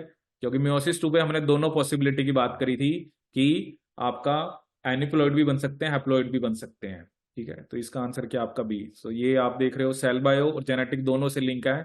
ये कंसेप्ट मैंने आपको अच्छे से बताया था कि अगर नो डिजंक्शन मियोसिस 1 पे होती है और नो डिजंक्शन अगर मियोसिस 2 पे होती है, तो क्या फर्क होता है। मियोसिस 1 पे हमेशा एन्यूप्लॉइड ही बनते हैं, मियोसिस 2 पे आपके हैप्लॉइड या एन्यूप्लॉइड दोनों बन सकते हैं, ठीक है। ये आपका प्रोटीन पे बेस्ड क्वेश्चन, जो ये मैंने आपको अलग अलग टाइप के सारे बताए थे कि acid hydrolysis basically amino peptidase, M क्या होता है, कार्बोक्सी पेप्टिडेज ए बी, ठीक है। तो ये क्वेश्चन आप ट्राई करना, ट्रिप्सिन कहाँ पे कट करता है, काइमोट्रिप्सिन कहाँ पे कट करता है, ठीक है। तो एक बार आप ट्राई करना, इसका आंसर यहाँ पे मेंशन्ड है। फिर यहाँ पर कुछ हमारे पास टेक्निक है जिसको आपको मैच करना था। पहली टेक्निक है reverse transcription, south western blotting, genome walking PCR and RACE, ठीक है। सो रिवर्स ट्रांसक्रिप्शन, इसको हम यूज करते हैं cDNA लाइब्रेरी बनाने में। cDNA लाइब्रेरी का मतलब जो हम आरएनए से डीएनए बनाते हैं, ठीक है। तो ए का 4 होना चाहिए। साउथ वेस्टर्न ब्लॉटिंग, ठीक है। तो इसमें दोनों ही नाम आ रहे हैं। South south southern blotting DNA के लिए होती है, वेस्टर्न प्रोटीन के लिए होती है। So detection of clones encoding nucleic acid binding protein, ठीक है। Genome walking PCR, that is for determination of 5 prime and 3 prime DNA sequences flanking a known gene, ठीक है।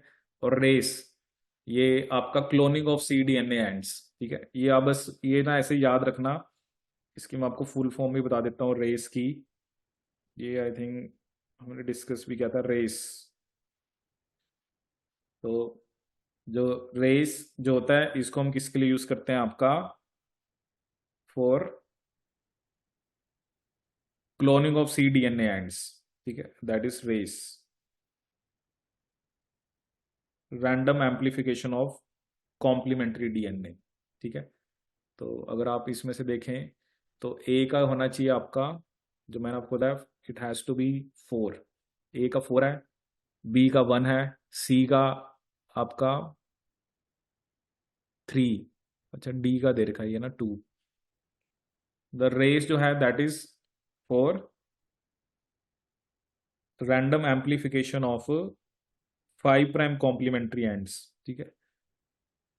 हाँ, तो ये फिर इसके लिए होगा, ए का 4 दे रखा है, बी का 1। तो genome walking PCR is for cloning of cDNA ends, ठीक है। और रेस का दे रखा है कि ये जो random amplification of complementary ends, ठीक है। ये लिखा ना कि जो 5 प्राइम और 3 प्राइम एंड, तो ये एंड सीक्वेंसेस होंगे, ठीक है। तो इसको आप याद कर लेना बस। तो इसका आंसर 4th है। This is related to cell bio, ठीक है। ये हमने सेल साइकिल में पढ़ा था। तो CDC25, ठीक है। CDC25 आपने क्या पढ़ा था कि जो कि फॉस्फेटेज होता है, ठीक है ना। ये हमने पढ़ा था ना, जो आपका CDC2, कि जब ये फॉस्फोरिलेटेड होता है तब ये क्या होता है आपका इनएक्टिव, जब ये डीफॉस्फोरिलेटेड होता है तब ये एक्टिव होता है, ठीक है। सो इसमें भी कुछ पॉइंट्स हैं, ये आप देखना इसमें। तो CDC25 जो होता है वो क्या करता है, वो फॉस्फेटेज होता है, ठीक है। तो जैसे पहली स्टेटमेंट क्या दी गया है, एक जो CDC25 म्यूटेंट है, that can not enter mitosis due to its inability to remove inhibitory phosphate. बिल्कुल सही स्टेटमेंट है, क्योंकि जिसमें CDC25 ही नहीं काम कर रहा, तो उसमें तो आपका जो वो है मैचुरेशन प्रोमोटिंग फैक्टर, वही काम नहीं कर रहा। जब MPF ही नहीं काम कर रहा, तो आपका सेल जो है वो बेसिकली आपका G2 to M में जाएगा ही नहीं, ठीक है। तो ए तो बिल्कुल सही है। V1 consistently maintains the CDK in in an active state, ठीक है। अब V1 काइनेस तो क्या करता है, वो तो CDK को इनएक्टिव करता है, क्योंकि वो तो CDC2 को आपकी फॉस्फोरिलेशन करता है। तो बी गलत होना चाहिए, ठीक है। आप देखो अब इसमें, चलो बी तो दो ऑप्शन में है, मतलब ए और सी दोनों सही है। सी क्या आपका, ये भी हमने पढ़ा था कि जो CAK mediated phosphorylation of threonine, दो हमने पढ़ी थी, एक इनहिबिटरी फॉस्फोरिलेशन, एक एक्टिवेटिंग, ठीक है। तो सी तो वैसे ही सही है। अब इसमें ये एक SIC1, ठीक है। ये एक प्रोटीन हमने वैसे नहीं डिस्कस किया था, ये देख लेते हैं। ये आई थिंक ना ईस्ट में ही होता है SIC। इसका क्या फंक्शन होता है ये आप याद कर लेना। ये CDK1 और साइक्लिन बी का इनहिबिटर है, ठीक है। SIC1 इट इज, तो इसका मतलब ये भी, मतलब एक तरह से MPF का इनहिबिटर है। ये जो CDK1 और साइक्लिन बी लिखा हुआ है यहाँ पर, SIC1 is inhibitor of CDK1 cyclin B, ठीक है।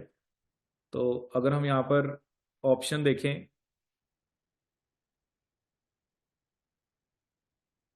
तो मतलब ये भी सेल ऐसे G2 to M में नहीं जाएगा, ठीक है। तो activation of SiC1 in G1 allows the, अब वही है ना कि it allows the cyclin CDK that is present in the cell to initiate DNA replication, ये तो गलत हो गया, ठीक है। SiC1 mutant exhibit elevation of activation of premature DNA replication from fewer origins and extension of duration of S phase, ठीक है। ये मतलब आपको याद ही रखना पड़ेगा SiC का फंक्शन, क्योंकि ये बात कहां पर कर रहा है, G1 के अंदर, ठीक है। तो SiC का वैसे तो इसने लिखा हुआ है ये इनहिबिटर है किसका, CDK1 और साइक्लिन बी का, ठीक है। तो CDK1 साइक्लिन बी की तो हम कब बात करते हैं, जब सेल को G2 to M में जाना होता है, ठीक है। तो activation of SiC1 in G1 allows the cyclin CDK that is present in the cell to initiate DNA replication, ठीक है।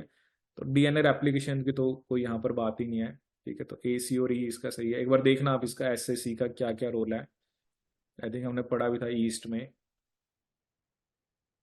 अब ये देखो, ये सिंपल DNA replication, अब कौन कौन से फैक्टर जो होते हैं वो फाइडेलिटी, ठीक है। बेसिकली जो हमने पढ़ा है वो 3' to 5' एक्सोन्यूक्लियस एक्टिविटी पढ़ी है, ठीक है। तो इसको मैं साथ साथ देख रहा हूँ क्योंकि ना क्वेश्चन प्रॉपर दिख रहा है। तो इसमें ए तो पक्का गलत है, ठीक है।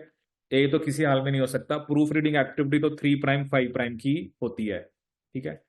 तो दूसरा है imbalanced intracellular concentration of 4 DNTPs, ठीक है। अब ये तो चलो एक और फैक्ट है। तीसरा फैक्ट इसने क्या दिया आपको, increased intracellular concentration of RNTP resulting in increased incorporation of RNTP during DNA synthesis which are not easily removed by the polymerase proofreading activity। और एक इसने क्या लिखा, removal of incorrectly incorporated nucleotides by the mismatch repair system, ठीक है। देखो ए तो पक्का गलत है और डी बिल्कुल सही है, ठीक है। तो ए वाली तो दोनों स्टेटमेंट आपकी खत्म होगी, क्योंकि फाइडेलिटी के अंदर 3' to 5' एक्सोन्यूक्लियस एक्टिविटी होती है। तो अब इसमें एक ऑप्शन बनना बी और सी और डी, ठीक है। अब ये बी और सी कुछ फैक्ट ही हैं जो आपको याद रखने पड़ेंगे। एक वो कह रहा है कि RNTP की कंसंट्रेशन बढ़ जाती है, ठीक है, resulting in increase incorporation of RNTP। वैसे तो देखो DNA के अंदर RNTP लगने नहीं चाहिए, कि तब वो लग जाते हैं, which are not easily removed by the polymerase proof reading activity, ठीक है। अब ये तो कुछ नया ही कुछ एक दो पॉइंट्स इन्होंने बताए हैं। तो भाई ना, अब लोग रिसर्च कर रहे हैं, पूछ हमसे रहे हैं, ठीक है। बट ये बात पक्की है, ए गलत है और डी पक्का सही है। तो उस बेस पे आप यू कैन गो फॉर, क्योंकि बी एंड सी ओनली तो फिर ऐसा नहीं हो सकता ना, क्योंकि डी भी सही है, ठीक है। तो इसका बी सी और डी बनेगा। No this is something related to, I think plant physio में जो सुक्रोज से रिलेटेड आपका, ठीक है। अब ये क्वेश्चन आ रहा था प्रोलैक्टिन के ऊपर, ठीक है। ये एनिमल फिजियो से रिलेटेड आपका, तो ये आप देखना प्रोलैक्टिन अगर पिट्यूटरी का हार्मोन होता है ये, ठीक है। One question this is have related to your ecology, ये नेट प्राइमरी प्रोडक्टिविटी है अलग अलग इकोसिस्टम्स की, ठीक है।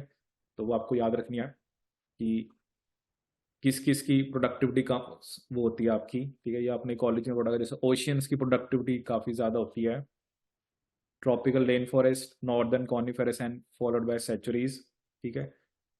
इरिथ्रोमाइसिन एंटीबायोटिक मोल बाय में हमने पढ़ी थी। ये क्या पूछा उसने, विच of the following statement is correct in context of erythromycin mediated inhibition of protein synthesis, ठीक है।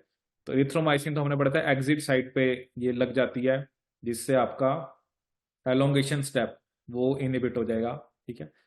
सो पेप्टाइड बॉन्ड से इसका कोई लेना देना नहीं है, इनिशिएशन कॉम्प्लेक्स से कोई लेना देना नहीं है, ठीक है। तो ये एग्जिट साइट पे जाके लग जाती है, जिस वजह से जो अनचार्ज टीआरएनए होता है वो आपका पी से ई साइट पे नहीं आ पाता, ठीक है। ये आपका जो साइटोस्केलेटन से रिलेटेड जो हमने अलग अलग टाइप के प्रोटीन पढ़े थे, ठीक है, कि माइक्रोट्यूब्यूल्स और एक्टिन दोनों पे बेस्ड ये क्वेश्चन है। तो इसमें अलग अलग प्रोटीन्स हैं, आपने मैच करने थे, जो माइक्रोट्यूब्यूल्स से हमने एक्टिन के कॉन्टेक्स्ट में पढ़ा।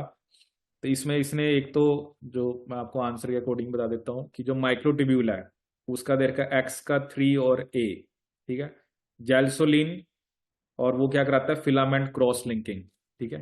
तो ये सॉरी 3 या टाउ, ठीक है, microtubule tau, filament cross linking, एक दे रखा है एक्स का 1 कैटेनिन और डी दे रखा है आपका ओनली सीवियर फिलामेंट, ठीक है। कैटेनिन भी मैंने आपको बताया था, ये एक तरह से बेसिकली आपका चॉप डाउन करता है माइक्रोट्यूब्यूल्स को ना। फिर इसमें दे रखा है वाई का 2 और सी, ठीक है। ये आपको मतलब माइक्रोट्यूब्यूल माइक्रोफिलामेंट में जितने प्रोटीन पड़े थे ना वो याद होने चाहिए। एक्टिन के साथ दे रखा है कि इसने ट्रोपोमोडुलिन, जो कि prevents assembly and disassembly at minus end. और वाई का एक दे रखा है दैट इज फॉर जेल्सोलिन और severe filaments and binds two plus and, ठीक है। तो ये अलग अलग प्रोटीन जो हमने पढ़े थे आपको, मतलब ये ना थोड़ी चीजें याद करने वाली हैं सेल के अंदर, माइक्रोट्यूब्यूल और माइक्रोफिलामेंट, ठीक है। पहले इतना ज्यादा क्वेश्चन इसके ऊपर नहीं आता था, बट अब काफी क्वेश्चन, अभी आगे देखोगे डाइनिन के ऊपर भी एक क्वेश्चन आ रखा है। जो हमने मोटर प्रोटीन्स पढ़े थे, काइनेसिन जो प्लस एंड की तरफ जाता है, डाइनिन जो माइनस की तरफ जाता है, ठीक है। Then one question we have based on this your aspartate, ठीक है। एस्पार्टेट एक अमीनो एसिड है, कहाँ कहाँ पर ये चाहिए होता है, ठीक है। तो पहला दिया प्रोटीन, बिल्कुल चाहिए होता है। जब आप प्रोटीन किसके बने होते हैं, अमीनो एसिड्स के, तो एस्पार्टेट तो चाहिए। आइनोसिन मोनोफॉस्फेट एंड ओरोटिक एसिड, ठीक है। ये जब हमने डी नोवो पाथवे पढ़ा था, ठीक है। तो उसमें अगर आप देखोगे जो हमने प्यूरिन और पिरिमिडिन के पाथवे पढ़े थे, तो उसमें ये बी था। और एएमपी बनाने में भी आईएमपी से तब भी इसका रोल होता है। ग्लूटाथायोन, ठीक है। अगर आप ग्लूटाथायोन का स्ट्रक्चर देखोगे ना, तो मेरे ख्याल में उसमें एस्पार्टेट नहीं होता है। तो आप ये देखना ग्लूटाथायोन के अंदर कौन कौन से अमाइनो एसिड होते हैं। तो अगर आपको सिर्फ ये पता होगा कि ग्लूटाथायोन में एस्पार्टेट नहीं होता है, तो आप आंसर कर लोगे। तो ऑब्वियसली इसका आंसर है A, B and C. Now this kin selection, ये आपका इवोल्यूशन पे बेस्ड क्वेश्चन है, ठीक है। ये वही एंजाइम्स, अलग अलग एंजाइम्स यहाँ पे बता रखे हैं। ये आया एनिमल के कॉन्टेक्स्ट में हुआ है, फिजियोलॉजी में। तो इसमें आप देखना कि अलग अलग टाइप के ये जो एंजाइम्स हैं ये क्या क्या करते हैं, ठीक है। हमने पढ़ा था कि जो, अगर यहाँ पर अगर आप ऑप्शंस देखो, तो एक ऑप्शन यहाँ अगर यहाँ पर देखो सी, कार्बोक्सी पेप्टिडेज बी जो होता है वो एरोमेटिक अमीनो एसिड पे एक्ट करता है। ये बिल्कुल गलत स्टेटमेंट है, ठीक है। कार्बोक्सी पेप्टिडेज बी हमने पढ़ा था, ये तो जो आपके ये होते हैं बेसिक अमीनो एसिड, उससे पहले कट करता है, ठीक है। तो जैसे अगर आप बाकी ऑप्शंस में देखोगे तो सी तो, मतलब ये हमने पढ़ा था उसमें था आपका बायोकेमिस्ट्री के अंदर, तो सी तो आपका गलत है। तो पहली दो ऑप्शन गई, ठीक है। एफ तो चलो दोनों में ही है। अब आपने डी भी है, एक आपने देखना है ई और बी, ठीक है। बी क्या है, trypsin generate peptide with C terminal basic amino acids, ठीक है। देखो ट्रिप्सिन हमने पढ़ा था ये कहाँ पर कट करता है, लाइसिन आर्जिनिन के बाद, ठीक है। तो ऑब्वियसली अगर कोई भी पेप्टाइड है, ठीक है, जैसे मान लो मैंने लिखा कि एलेनिन है, ग्लाइसिन है, वैलिन है, लाइसिन है, ठीक है। फिर मान लो आपका कुछ भी आप लिख दो कि एस्पार्टिक एसिड है। अब आपको अब आपको पता है कि लाइसिन के बाद कट करेगा। तो जब भी कोई भी प्रोटीन होता है उसका ये एन टर्मिनस होता है, लास्ट वाला सी होता है। अगर अब यहाँ पे के बाद कट कर रहा है तो ये सी टर्मिनस आ गया। तो trypsin generate peptide with C terminal basic amino acid, ये स्टेटमेंट बिल्कुल सही है, ठीक है। तो अगर आप नीचे यहाँ पर ऑप्शंस में देखोगे तो बी आपका सही है। तो बी और डी भी आपने देखा, तो क्योंकि देखो डी और एफ तो दोनों में ही सही है, ठीक है। थर्ड और फोर्थ में बी जिसको पता था उसका आंसर हो जाना था, ठीक है। क्योंकि थोड़ा बहुत इसमें एंटायरोकाइनेस वगैरह भी बता रखा है। तो क्वेश्चन ये आया था एनिमल फिजियोलॉजी के अंदर, बट अगर आपको इस चीज का आइडिया तो आप ये क्वेश्चन कर सकते हो, ठीक है। ये बाकी आपके कुछ प्लांट फिजियो के क्वेश्चन है। अब एक क्वेश्चन यहाँ पर है बैक्टीरियोफाज। देखो बी अभी मैंने आपको बताया ना कि जो ट्रिप्सिन है, ट्रिप्सिन कहाँ पे कट करता है, वो लाइसिन आर्जिन के बाद कट करता है, ठीक है। आप कोई भी पेप्टाइड लिख लो, आप लिख लो glycine, valine, leucine, isoleucine, methionine, कुछ भी आप लिख लो, आर्जिनिन, आर्जिनिन के बाद आप लिख दो एस्पार्टिक एसिड, ठीक है। या कुछ भी आप लिख दो, फिर आर लिख दो, ठीक है। तो उसके बाद, क्योंकि क्या होता है ना, ये लाइसिन के बाद कट करता है, ठीक है, लाइसिन आर्जिनिन के बाद। तो बेसिकली जब प्रोटीन को उसने कट करा आफ्टर, तो ये एन टर्मिनस हो गया, ये सी हो गया, ठीक है। ये एक फ्रेगमेंट बन गया ना। तो मतलब क्योंकि ये आपका कट कर रहा है बेसिक अमाइनो एसिड के बाद, ठीक है। तो इसका मतलब क्या है कि बेसिक अमाइनो एसिड जो है वो लास्ट होगा, और लास्ट में कौन सा है, ठीक है ना। तो लास्ट वाला अमीनो एसिड हमेशा हमारा सी टर्मिनस होता है। तो trypsin generates peptide with C terminal basic amino acid, ठीक है। क्योंकि ये हमने डिस्कस किया था कि जो आपका ये होता है ट्रिप्सिन कट्स आफ्टर लाइसिन और आर्जिनिन, ये किसके बाद कट करता है, लाइसिन आर्जिनिन के बाद। लाइसिन आर्जिनिन के बाद आपका प्रोलिन नहीं होना चाहिए, ठीक है। तो ये, अब मैं आपको वही चीजें बता रहा हूँ ना, मैं आपको स्मार्ट तरीके बता रहा हूँ कि जो चीज आपने पढ़ी है how you will apply that thing, ठीक है। तो उसकी एप्लीकेशन आप कैसे कर सकते हो। मे बी अब क्वेश्चन आया हुआ है ये एनिमल फिजियोलॉजी के अंदर, ठीक है। तो अब यही होता है ना, ये क्वेश्चन देख के तो बच्चे डर जाते हैं कि भाई ये क्या आ गया। आपको जो नॉलेज है आपने उस नॉलेज को अप्लाई करना है, ठीक है। तभी मैं आपको कह रहा हूँ ना, हर एक चीज मुझे नहीं आती। जैसे मान लो मुझे नहीं पता कि मान लो मैंने एनिमल फिजियो नहीं पढ़ी, तो मुझे मान लो ई और एफ के बारे में पता ही नहीं है कि ई स्टेटमेंट का लिखे the brush border enterokinase has no polysaccharide attached to it, so I don't know this kind of statement, because मान लो मेरे को एनिमल फिजियो नहीं आती, ठीक है। लेकिन मुझे ये पता है कि बी क्या करता है, ठीक है। जैसे बी एरोमेटिक पे नहीं काम करता, ये मुझे पक्का पता है, ठीक है। और ट्रिप्सिन जो है वो सी टर्मिनल वाले अमीनो एसिड बनाता है, ये बात भी मुझे पक्का पता है, ठीक है। तो अब मैंने देखा कि, और एक स्टेटमेंट मतलब मुझे ये पता था कि सी पक्का क्या है, जो कौन सी स्टेटमेंट थी ये, हाँ सी पक्का गलत है। तो मैंने देखा यार सी तो ए और बी दोनों में है, तो ये तो आंसर हो नहीं सकता, ठीक है। फिर डी और एफ दोनों में है, फिर मैंने बस ये प्रूव करना था कि बी सही है नहीं है, ठीक है। और जितनी नॉलेज मुझे है, मुझे पता है कि ट्रिप्सिन लाइसिन आर्जिनिन के बाद कट करता है, तो जो वो फ्रेगमेंट्स बनाएगा उनके सी टर्मिनस के ऊपर बेसिक अमाइनो एसिड होंगे, ठीक है। तो मेरा क्वेश्चन हो गया। क्वेश्चन ये एनिमल फिजियो का है, ठीक है, लेकिन मैंने आपको बायोकेमिस्ट्री के हिसाब से ठीक करके दिखाया, ठीक है। मैं भी जब पेपर देने जाऊंगा तो मेरे को बहुत सारी चीजें मुझे भी नहीं पता होंगी ना, तो ये मैं आपको वो स्मार्टनेस सिखा रहा हूँ, ठीक है, कि जो आपको चाहिए, ठीक है। बट वही बात है ना, स्मार्टनेस वो सिर्फ तभी आ सकती है जब आपको थ्योरी पे अपनी कॉन्फिडेंस है, ठीक है। अब जैसे मैंने अभी आपको ये चीज बताई, तो अब आपको पता होना चाहिए मैंने आपको ट्रिप्सिन के बारे में क्या बता रखा है। आप कॉपी खोल के देख लेना, मैंने तो यही बता रखा है आपको, ठीक है। तो 24th वाला भी देखना, आप 25th, so these are not related to my subject, क्योंकि मैं सिर्फ आपको अपने अपने सब्जेक्ट वाले बता रहा हूँ, ठीक है। ये बैक्टीरियोफाज लैम्डा और P1, ठीक है। इसमें भी ना ये चलो एक, जैसे इसमें देखो उसने क्या पूछा था। वैसे नॉर्मली जैसे हमने ना अभी अभी डिस्कस किया था लेटेस्ट RDT के क्लास में भी, कि लाइसोजेनिक साइकिल वो होती है जिसमें वायरस अपने डीएनए को बेसिकली इंटीग्रेट कर देता है किसके अंदर, होस्ट के जीनोम में, ठीक है। तो लैम्डा का तो हमें पता ही है, लेकिन ये जो P1 फाज होता है ना, ये भी एक तरह से एक वायरस ही है। बट ये अपने जब लाइसोजेनिक स्टेट में ये इंटीग्रेट आपका नहीं करता है, ठीक है। तो ये आपको एक फैक्ट याद रखना पड़ेगा, ठीक है।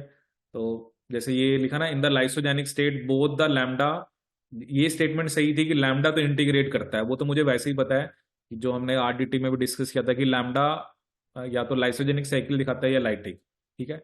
लेकिन जो P1 फाज है, in the lysogenic state lambda जो होता है वो तो इंटीग्रेट होता है, बट P1 फाज आप याद रखना वो इंटीग्रेट नहीं करता है ई कोलाई के जीनोम में, ठीक है। तो ये एक्सेप्शन थी। This was related to phase contrast microscopy, ठीक है। तो ये थोड़ा इन्होंने ज़्यादा ही डिटेल में कुछ चीज़ें पूछी थी, तो इसमें कुछ फैक्ट हैं वो आप याद रख लेना। एनिमल डेवलपमेंट, जो डेवलपमेंटल बायो को आ गया ये, ठीक है। ये कुछ प्लांट के प्रोटीन है और उनकी एक्टिविटीज पूछी हुई आपसे, ठीक है। ये सेक्सुअली प्रोड्यूसिंग ऑर्गेनिजम्स, ये ये बायोडाइवर्सिटी पे बेस्ड क्वेश्चन है। ये सब थोड़े से आपके इकोलॉजी इवोल्यूशन या डेव बायो प्लांट के क्वेश्चन है, ठीक है। ये आप देखना हीमोसाइटोमीटर का प्रिंसिपल देखना आप, हीमोसाइटोमीटर का आपको फॉर्मूला पता होना चाहिए, तभी आप इस टाइप का क्वेश्चन कर पाओगे, ठीक है। ये फर्स्ट टाइम आया था। इसमें चलो एक चीज मैं आपको बताता हूँ, ट्राइपन ब्लू होती है, ठीक है।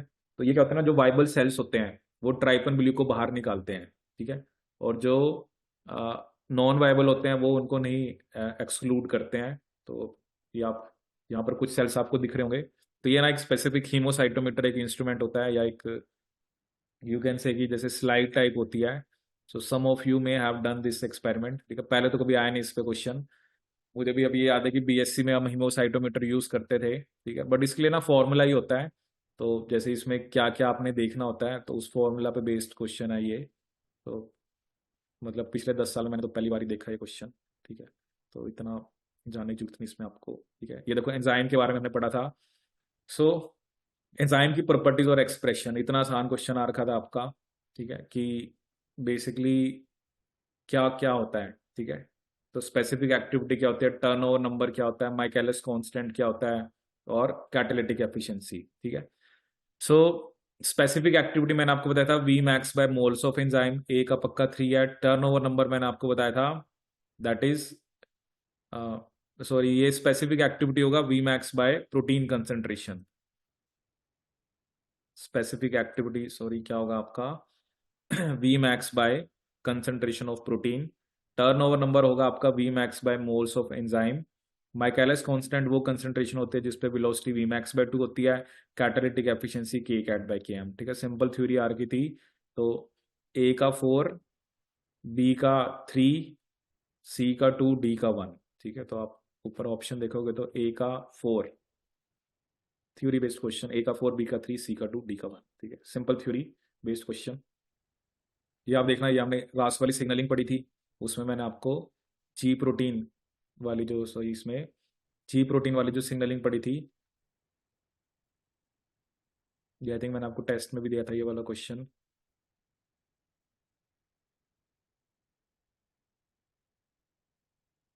रास जो होता है वो आपका मोनोमेरिक जी प्रोटीन होता है आपका। No this was related to your operation system, ठीक है। ये वही ना, ये सब थ्योरी हमने पढ़ी हुई है, आप इन क्वेश्चन को खुद से ट्राई करना अगर इसमें कुछ इशू आता है। लैक वाला रिप्रेसर, ट्रिप्टोफैन वाला रिप्रेसर, दोनों ऑपरेशन सिस्टम मैंने आपको बता रखे हैं, ठीक है। तो आप देखना दोनों, इस पे ये क्या क्वेश्चन आ रखा था, लैक ऑपरेशन और ट्रिप्टोफैन ऑपरेशन पे बेस्ड, ठीक है। कुछ चीजें होती है ना, जैसे नो डाउट इट्स लेंथी, थोड़ा सा टाइम लगता है, बट आप इस टाइप के क्वेश्चन को आपने करना है, क्योंकि आपने लैक ऑपरेशन में मैंने आपको क्या बताया था, ट्रिप्टोफैन ऑपरेशन में क्या बताया था। इसकी स्टेटमेंट्स को आप करना रीड, अगर नहीं लगा तो फिर मैं डिस्कस कर लूंगा। ये प्लांट फिजियो का क्वेश्चन है या इकोलॉजी, ये भी आपके, तो ये अब थोड़ा सा it is related to your animal physiology. ये कुछ consumption of untreated corn as staple food causes the disease pellagra, ठीक है। तो ये तो उससे रिलेटेड आपको दे रखा है कि प्लेग्रा से रिलेटेड कौन कौन से possible effect of calcium hydroxide, ये तो आपको फैक्ट याद ही रखने पड़ेंगे, ठीक है। ये एक थोड़ा सा बायोइन्फॉर्मेटिक्स बेस्ड क्वेश्चन है। तो बायोइन्फो अगर आपने पढ़ी है तो इसके अंदर क्या होता है, मतलब ये ना कुछ हम बायोइन्फो के अंदर टूल्स यूज करते हैं, जैसे TREMBL, ठीक है। तो ये बेसिकली आपका डाटाबेस ऑफ प्रोटीन सीक्वेंसेस, ठीक है। अभी अगर इसने बायोटेक वगैरह पढ़ा तो उन्होंने ये नाम सुने होंगे, T-BLAST10। ये ब्लास्ट ना अलग अलग टाइप के होते हैं, ब्लास्ट P-BLAST10, T-BLAST-X, T-BLAST10, ठीक है। तो इसमें हम अमीनो एसिड सीक्वेंस को कंपेयर करते हैं अगेंस्ट न्यूक्लियोटाइड सीक्वेंस डाटा, ठीक है। फिर एक होता है स्कोप। तो वैसे तो क्या था ये ना, इसकी फुल फॉर्म में यही होती है, स्ट्रक्चरल क्लासिफिकेशन ऑफ प्रोटीन, ठीक है। तो सी का तो वैसे ही 4 था, बट वो 2 ऑप्शन के अंदर था, और ये एक जॉइन मैप, ठीक है। तो ये थोड़ा बायोइन्फो रिलेटेड क्वेश्चन था, तो जिन्होंने थोड़ा बायोइन्फॉर्मेटिक्स पढ़ा हुआ है तो वो इस टाइप के क्वेश्चन को कर सकते थे, ठीक है। ये आपका टेक्स्ट से रिलेटेड आ गया। ये कुछ प्रोटीन काइनेस सी, जो कि हमने पढ़ा था सिग्नलिंग के अंदर, कि जो कि बेसिकली आपका PI P2 को ब्रेक करता है किसके अंदर, आपका डैग और आपके उसके अंदर IP3 के अंदर, ठीक है। तो उसकी एक्टिवेशन किस किस पे डिपेंडेंट होती है, ठीक है। तो एक बता रखा है कि जो फोस्फेटिडाइलसिन इनर लीफलेट में होता है, क्योंकि जनरली इनर लीफलेट में होता है कैल्शियम, और मतलब यहाँ पर इथेनोलामिन का कोई लेना देना नहीं है, और एक डाइसाइल ग्लिसरॉल, ठीक है। तो ये सब हेल्प करते हैं प्रोटीन काइनेस सी की एक्टिवेशन में, ठीक है। तो ये भी आप ऐड कर लेना थ्योरी में। ये कुछ सेंचुरीज बता रखी हैं और उनसे रिलेटेड एनिमल बता रखे हैं कि कौन सी वाइल्ड लाइफ सेंचुरी में कौन सा आपका एनिमल मिलता है। बाकी आपके कुछ प्लांट फिजियो, कुछ एनिमल के क्वेश्चन,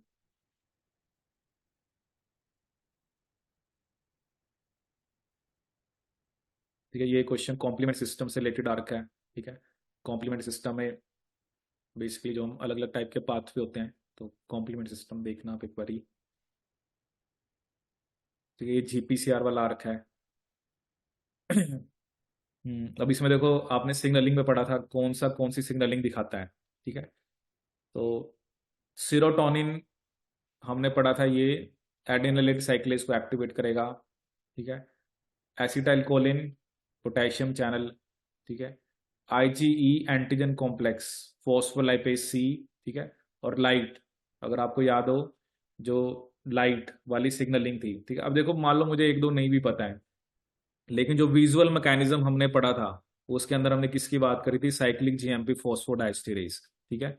क्योंकि यहाँ पर जब लाइट पड़ती है तो जो cyclic GMP gated ion channels हैं वो आपके क्या हो जाते थे, बंद हो जाते थे, क्योंकि डिग्रेड करता था। तो जिसको सीरोटोनिन, वैसे तो सीरोटोनिन से भी हो रहा है। अगर if you go through the list जो मैंने आपको लिखवाई थी कि कौन कौन से मॉलिक्यूल जीपीसीआर के थ्रू सिग्नलिंग दिखाते हैं, तो उसमें सीरोटोनिन था आपका, ठीक है। और ये लाइट वाला साइक्लिक जीएमपी फॉस्फोडाइस्टेरेज, ठीक है। तो ये आप वहां से कर सकते थे। मतलब वही होता है ना, मैच द फॉलोइंग में अगर आपको एक दो भी पता हो तो आप कर ले। तो ये देखो, ऑर्गेनेलियम के फंक्शन सिंपल। गोल्जी में क्या होती है, ओल इन ग्लाइकोसिलेशन। न्यूक्लियोलस, जहाँ पे राइबोसोम्स की असेंबली होती है। पेरोक्सिसोम्स, जहाँ पर ऑक्सीजन यूटिलाइजेशन। ईआर, एससीआर, जहाँ पे लिपिड्स बनते हैं, ठीक है। तो बड़े जनरल से क्वेश्चन थे। ये नाइट्रोजन फिक्सेशन पे बेस्ड है, ये आपका कुछ डेफिशिएंट से रिलेटेड है। ये अब एक जेनेटिक्स का क्वेश्चन है, ये आप ट्राई करना, जो कि जीन्स आपको दे रखी हैं, और basically mutations in this give rise to white eyes, ठीक है। ये वही आपका जेनेटिक्स से रिलेटेड क्वेश्चन है, क्रॉसिंग ओवर से इसको आप करना। ये क्वेश्चन है कि पायरुवेट टू एसिटाइल कोए से रिलेटेड कुछ स्टेटमेंट है। अब इसमें क्या क्या उसने हमें स्टेटमेंट्स दी हैं, ठीक है, कि पायरुवेट से एसिटाइल कोए, जब जब भी सिट्रिक एसिड साइकिल स्टार्ट होती है तो उससे पहले ये स्टेप होता है आपका, ठीक है। अब एक स्टेटमेंट उसने क्या दिया कि oxidation of pyruvate to acetyl को इज रिवर्सिबल। ये तो हमने डायरेक्ट ही पढ़ा था, इसमें हमने रिवर्सिबल पढ़ा ही नहीं था, तो ये तो गलत है। Pyruvate is transported into mitochondria, ठीक है। ये पायरुवेट से जो एसिटाइल को है, ये आपका बेसिकली कहाँ पर बनता है, माइटोकॉन्ड्रिया के अंदर, ठीक है। पायरुवेट इज कार्बोक्सिलेटेड, भाई पायरुवेट के अंदर 3 कार्बन होते हैं, तो उसकी तो डी कार्बोक्सिलेशन कराता है डी हाइड्रोजिनेज, ठीक है। तो सी भी गलत है, ठीक है। अब देखो ना आप, नीचे 3 ऑप्शन है, 3 के अंदर सी था, ठीक है। अब सी 3 में था, खत्म ही हो गया। पायरुवेट की डी कार्बोक्सिलेशन होके आपका एसिटाइल कोए बनता है, ठीक है। तो उसने लिख रखा है कार्बोक्सिलेशन से, सी मेरे को पता होता ही देखो मेरा क्वेश्चन हो गया, ठीक है। अब देखो ना, ये क्वेश्चन उसने मे भी प्लांट फिजियो में भी पूछ सकता है, वो एनिमल फिजियो में पूछ सकता है, ठीक है। देखो जो हमारे टाइम में होता था ना, मतलब कोविड से पहले जब ऑफलाइन होता था पेपर, तो ना सारे क्वेश्चन एक साथ होते थे एक यूनिट के। अब कई बार ये पता ही नहीं लग पाता, क्योंकि अब थोड़े रैंडम आते हैं ना क्वेश्चन। तो अब ये पता नहीं उसने बायोकेमिस्ट्री में पूछा है आपसे, या एनिमल फिजियो में पूछा है, प्लांट, क्योंकि ये जो एक तरह से जो ग्लाइकोलिसिस सिट्रिक एसिड साइकिल, ये तो सभी में कॉमन होती है, ठीक है। ये देखो, ये बिल्कुल सिंपल क्वेश्चन था, अगर आप थोड़ा सा भी दिमाग लगा लेते। देखो सिट्रिक इस पे आ रखा है, हार्डी विनबर्ग इक्विलिब्रियम पे, ठीक है। हार्डी विनबर्ग इक्विलिब्रियम जब मैंने आपको लिखवाया था, मैंने कहा था पॉपुलेशन साइज क्या होना चाहिए, बड़ा होना चाहिए, ठीक है। और दूसरा, मीटिंग रैंडम होनी चाहिए, ये भी बिल्कुल सही है। नेचुरल सिलेक्शन होना नहीं चाहिए, माइग्रेशन होना नहीं चाहिए, म्यूटेशन होना नहीं चाहिए, वही 3 बस सही है। हार्डी विनबर्ग के देख लो, 4 नंबर का ये क्वेश्चन, 2 आपने पहले, 8 नंबर तो हार्डी विनबर्ग इक्विलिब्रियम ने दिए हैं आपको यहाँ पे, ठीक है। तो ये हो गया हमारा। अब ये एक ट्रांसजेनिक प्लांट है, ये थोड़ा प्राइम देना, ये थोड़ा ना डिटेल में पूछ लेते हैं इस क्वेश्चन को चाहे। अब ये देखो आप, ये क्या पूछ रहा है यहाँ पर कि मैच क्या है, न्यूक्लियोटाइड्स, मतलब अगर आपको उनके बीच का बॉन्ड ब्रेक करना है। देखो न्यूक्लियोटाइड्स के बीच में होता है फॉस्फोडाइस्टर बॉन्ड, ठीक है। आप क्वेश्चन की थ्योरी पढ़ोगे तो उसमें रिएजेंट्स पूछ रहा है, ओनली नाइट्रोजनस बेसिस। तो नाइट्रोजनस बेस क्या होता है, नाइट्रोजनस बेस अगर आपको चाहिए, ठीक है। देखो सिंपल सा फंडा था, अगर आपने पढ़ा था न्यूक्लियोटाइड का स्ट्रक्चर, ठीक है। तो बेस और शुगर के बीच में ग्लाइकोसिडिक बॉन्ड होता है। न्यूक्लियोसाइड मतलब कैसे बना सकते हो, अगर आप न्यूक्लियोटाइड से फॉस्फेट ग्रुप को हटा दो, और डीएनए, डबल स्टैंडर्ड डीएनए को सिंगल स्टैंडर्ड डीएनए करना है, तो हाइड्रोजन बॉन्ड ब्रेक कर दो, ठीक है। बहुत ही सिंपल क्वेश्चन था ये कुछ मैपिंग पॉपुलेशन पे बेस्ड क्वेश्चन है। फिर ये टीलोमियर से रिलेटेड है, कुछ स्टेटमेंट्स हैं, पढ़ना आप इसके बारे में, टीलोमियर से रिलेटेड जो भी हमने पढ़ा था। ठीक है, कि पता है क्या होता है, ये जो 5 स्टेटमेंट होते हैं ना, आप इसमें ना एक आधी गलत स्टेटमेंट दिखा करो, जो मतलब जो आपको नॉलेज है। ठीक है, तो आपको ये देखना होता है कि वो पिक करना होता है कि कौन सी स्टेटमेंट इसमें से जो मैंने पढ़ा हुआ है वो गलत है। ठीक है, तो इसमें आप टीलोमियर, हमने बाइंडिंग प्रोटीन्स की बात करी थी। ठीक है, सो बेसिकली हमने टीलोमियर्स, अब इसने पता नहीं ये क्या लिखा हुआ है, एक एंजाइम, क्योंकि ये TRT क्या, ये इसके बारे में आप देखना। ये जैसे अब डी स्टेटमेंट पक्का सही है, क्योंकि जो कैंसर सेल्स होते हैं ना उनके अंदर टीलोमेरेज की एक्टिविटी जो होती है वो बेसिकली आपकी उनके परसिस्ट रहती है। ठीक है, डिफरेंशिएटेड सेल्स में टीलोमेरेज इनएक्टिव होता है, leading to shortening of telomeres over hundreds of cell division. ठीक है, क्योंकि ये भी मैंने आपको बताया था कि टीलोमेयर की जो लेंथ है वो, मतलब ये नहीं होता है कि सेल बार बार डिवाइड कर रहा था, क्योंकि वो डिवाइड करेगा तो टीलोमेयर की लेंथ आपकी कम होती जाएगी। ठीक है, तो ये 3-4 स्टेटमेंट है, इसमें से आप देखना कौन सी करेक्ट है। ये T4 फास्ट सिलेक्टेड क्वेश्चन आ रखा है। ये आपका एक RDT से रिलेटेड है, प्रोब का। अब कुछ क्वेश्चन वही होते हैं ना, कुछ बहुत लेंथी होते हैं, तो क्योंकि अब ये डिपेंड करता है ना आप कौन कौन सी यूनिट्स में आपका कॉन्फिडेंस है। ठीक है, जैसे अब ये वाला ट्राई करना, प्रोब वाला ना क्वेश्चन, कि जैसे वो दिखा रहा है अलग अलग टाइप के बैंड्स आ रहे हैं, तो इसके लिए पहले आपको पूरा एक तरह से पढ़ना पड़ेगा और फिर आपको कंक्लूजन निकालना होता है। ठीक है, बट ऐसा नहीं है, we should try this kind of question, क्योंकि एक बार आप करोगे तो मे बी फिर आपको लगता है कि हाँ इस टाइप का क्वेश्चन आप कर सकते हो, तो आप इसको करना ट्राई। ठीक है, ये कुछ कॉम्प्लेक्सिटी से रिलेटेड था जेनरा की। ठीक है, ये कुछ प्लांट की फैमिलीज हैं। एक क्वेश्चन यहाँ पर जैसे देखो याद रखा है, ये भी टेक्निक से रिलेटेड है। जैसे इसमें से आप देखो आपको क्या पता है, पल्स फील्ड जेली इलेक्ट्रोफोरेसिस, ये मैंने आपको बताया था सेपरेशन ऑफ होल क्रोमोसोम। ठीक है, एक ही ऑप्शन में बी का 1 है, वही क्वेश्चन खत्म हो गया, बाकी जाए मुझे पता ही नहीं पता। बट होता है, हम याद कर ले मास स्पेक्ट्रोमेट्री, अगर आपको किसी प्रोटीन के अंदर ये पता करना है कि पोस्ट ट्रांसलेशन मॉडिफिकेशन कहाँ पर हुई है। ठीक है, और आइसोइलेक्ट्रिक फॉक्सिंग, ये भी आप सेपरेशन ऑफ आइसो एंजाइम, क्योंकि इसमें आप चार्ज के बेस पे सेपरेट करते हो। और पैक बायो, इसके बारे में क्या लिखा हुआ है, single molecule real time sequencing. ठीक है, तो मुझे एक भी पता था तो मेरा क्वेश्चन हो जाता। Alleles A and B। ठीक है, ये भी हमने पढ़ा था, जैसे अभी इसमें आपको रिजल्ट दे रखे हैं, तो अगर आपको याद हो कि और ये लिंक्ड है। ठीक है, तो आप देखना जो जिस टाइप के क्वेश्चन में सिस और ट्रांस, अगर दो एलील्स, ठीक है, जैसे कैपिटल A और कैपिटल B दोनों एक साइड पे हैं, स्मॉल A स्मॉल b एक साइड पे, तो इसे बोलते हैं सिस। ठीक है, लेकिन अगर capital A small a capital B, इसे हम क्या बोलते हैं, आपका ट्रांसफेस। ठीक है, तो ये डाटा के बेस पे आप देखना, ट्राई करना, अगर नहीं होता तो मैं आपको कराऊंगा।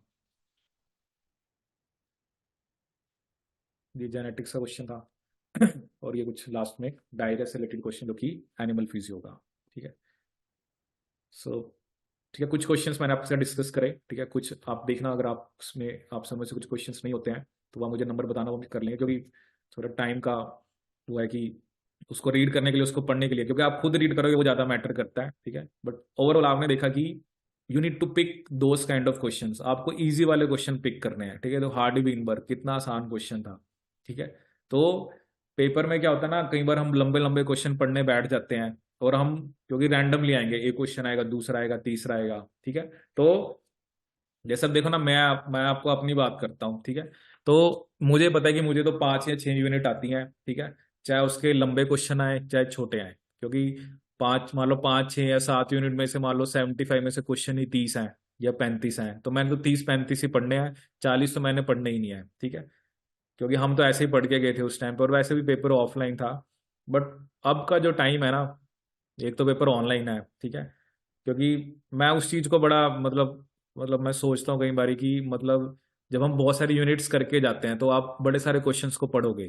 ठीक है, लेकिन सारे क्वेश्चन को पढ़ने बैठ के तो नहीं चलेगा ऐसे ना। हाँ, अभी हम करें क्वेश्चंस, अभी क्या होता है ना, हमने अपने दिमाग को एक्टिव करना है कि हम क्या होता है ना, एक सिचुएशन हमारे सामने आएगी तो हम क्वेश्चन कैसे कर रहे हैं। ठीक है, जैसे मान लो अभी कुछ लंबे लंबे क्वेश्चंस आए, मैंने कहा चलो आप ये खुद करना, क्योंकि मुझे पता है दैट इज टाइम कंज्यूमिंग, ठीक है, कि अभी चलो कराने के लिए या पेपर में भी टाइम कंज्यूम होगा, क्योंकि वो तो डिपेंड करता है ना, जोन जोन सी यूनिट करके गया है वो उसमें से क्वेश्चंस कर लेगा। तो आप अगर मल्टीपल यूनिट्स करके गए हो तो आपको लग रहा है यार ये क्वेश्चन तो अभी बड़ा लंबा है, तो you can skip that thing, you need to go for those questions which are, जिनकी स्टेटमेंट थोड़ी छोटी हो, ठीक है। हाँ ये भी कि आपको आता हो, ठीक है, ये नहीं कि ये क्वेश्चन है थोड़ा लंबा आ गया, तो कई बार होता है, कई बार बड़ा लंबा क्वेश्चन आ जाता है, अब उस पर आप 15-20 मिनट लगा सकते हो, तो ऐसा तो नहीं चलेगा ना, तो वो क्वेश्चंस को आपने स्किप करना है। 2-2 नंबर में तो कोई बात ही नहीं है, आता है तो ठीक है, नहीं आता तो नहीं है। तो 4-4 नंबर के अंदर रैंडमली क्वेश्चन है, जैसे जिस बच्चे ने पेपर दिया, अब उसको नहीं पता था हार्डी बीनबर्ग वाला क्वेश्चन कब आएगा, ठीक है।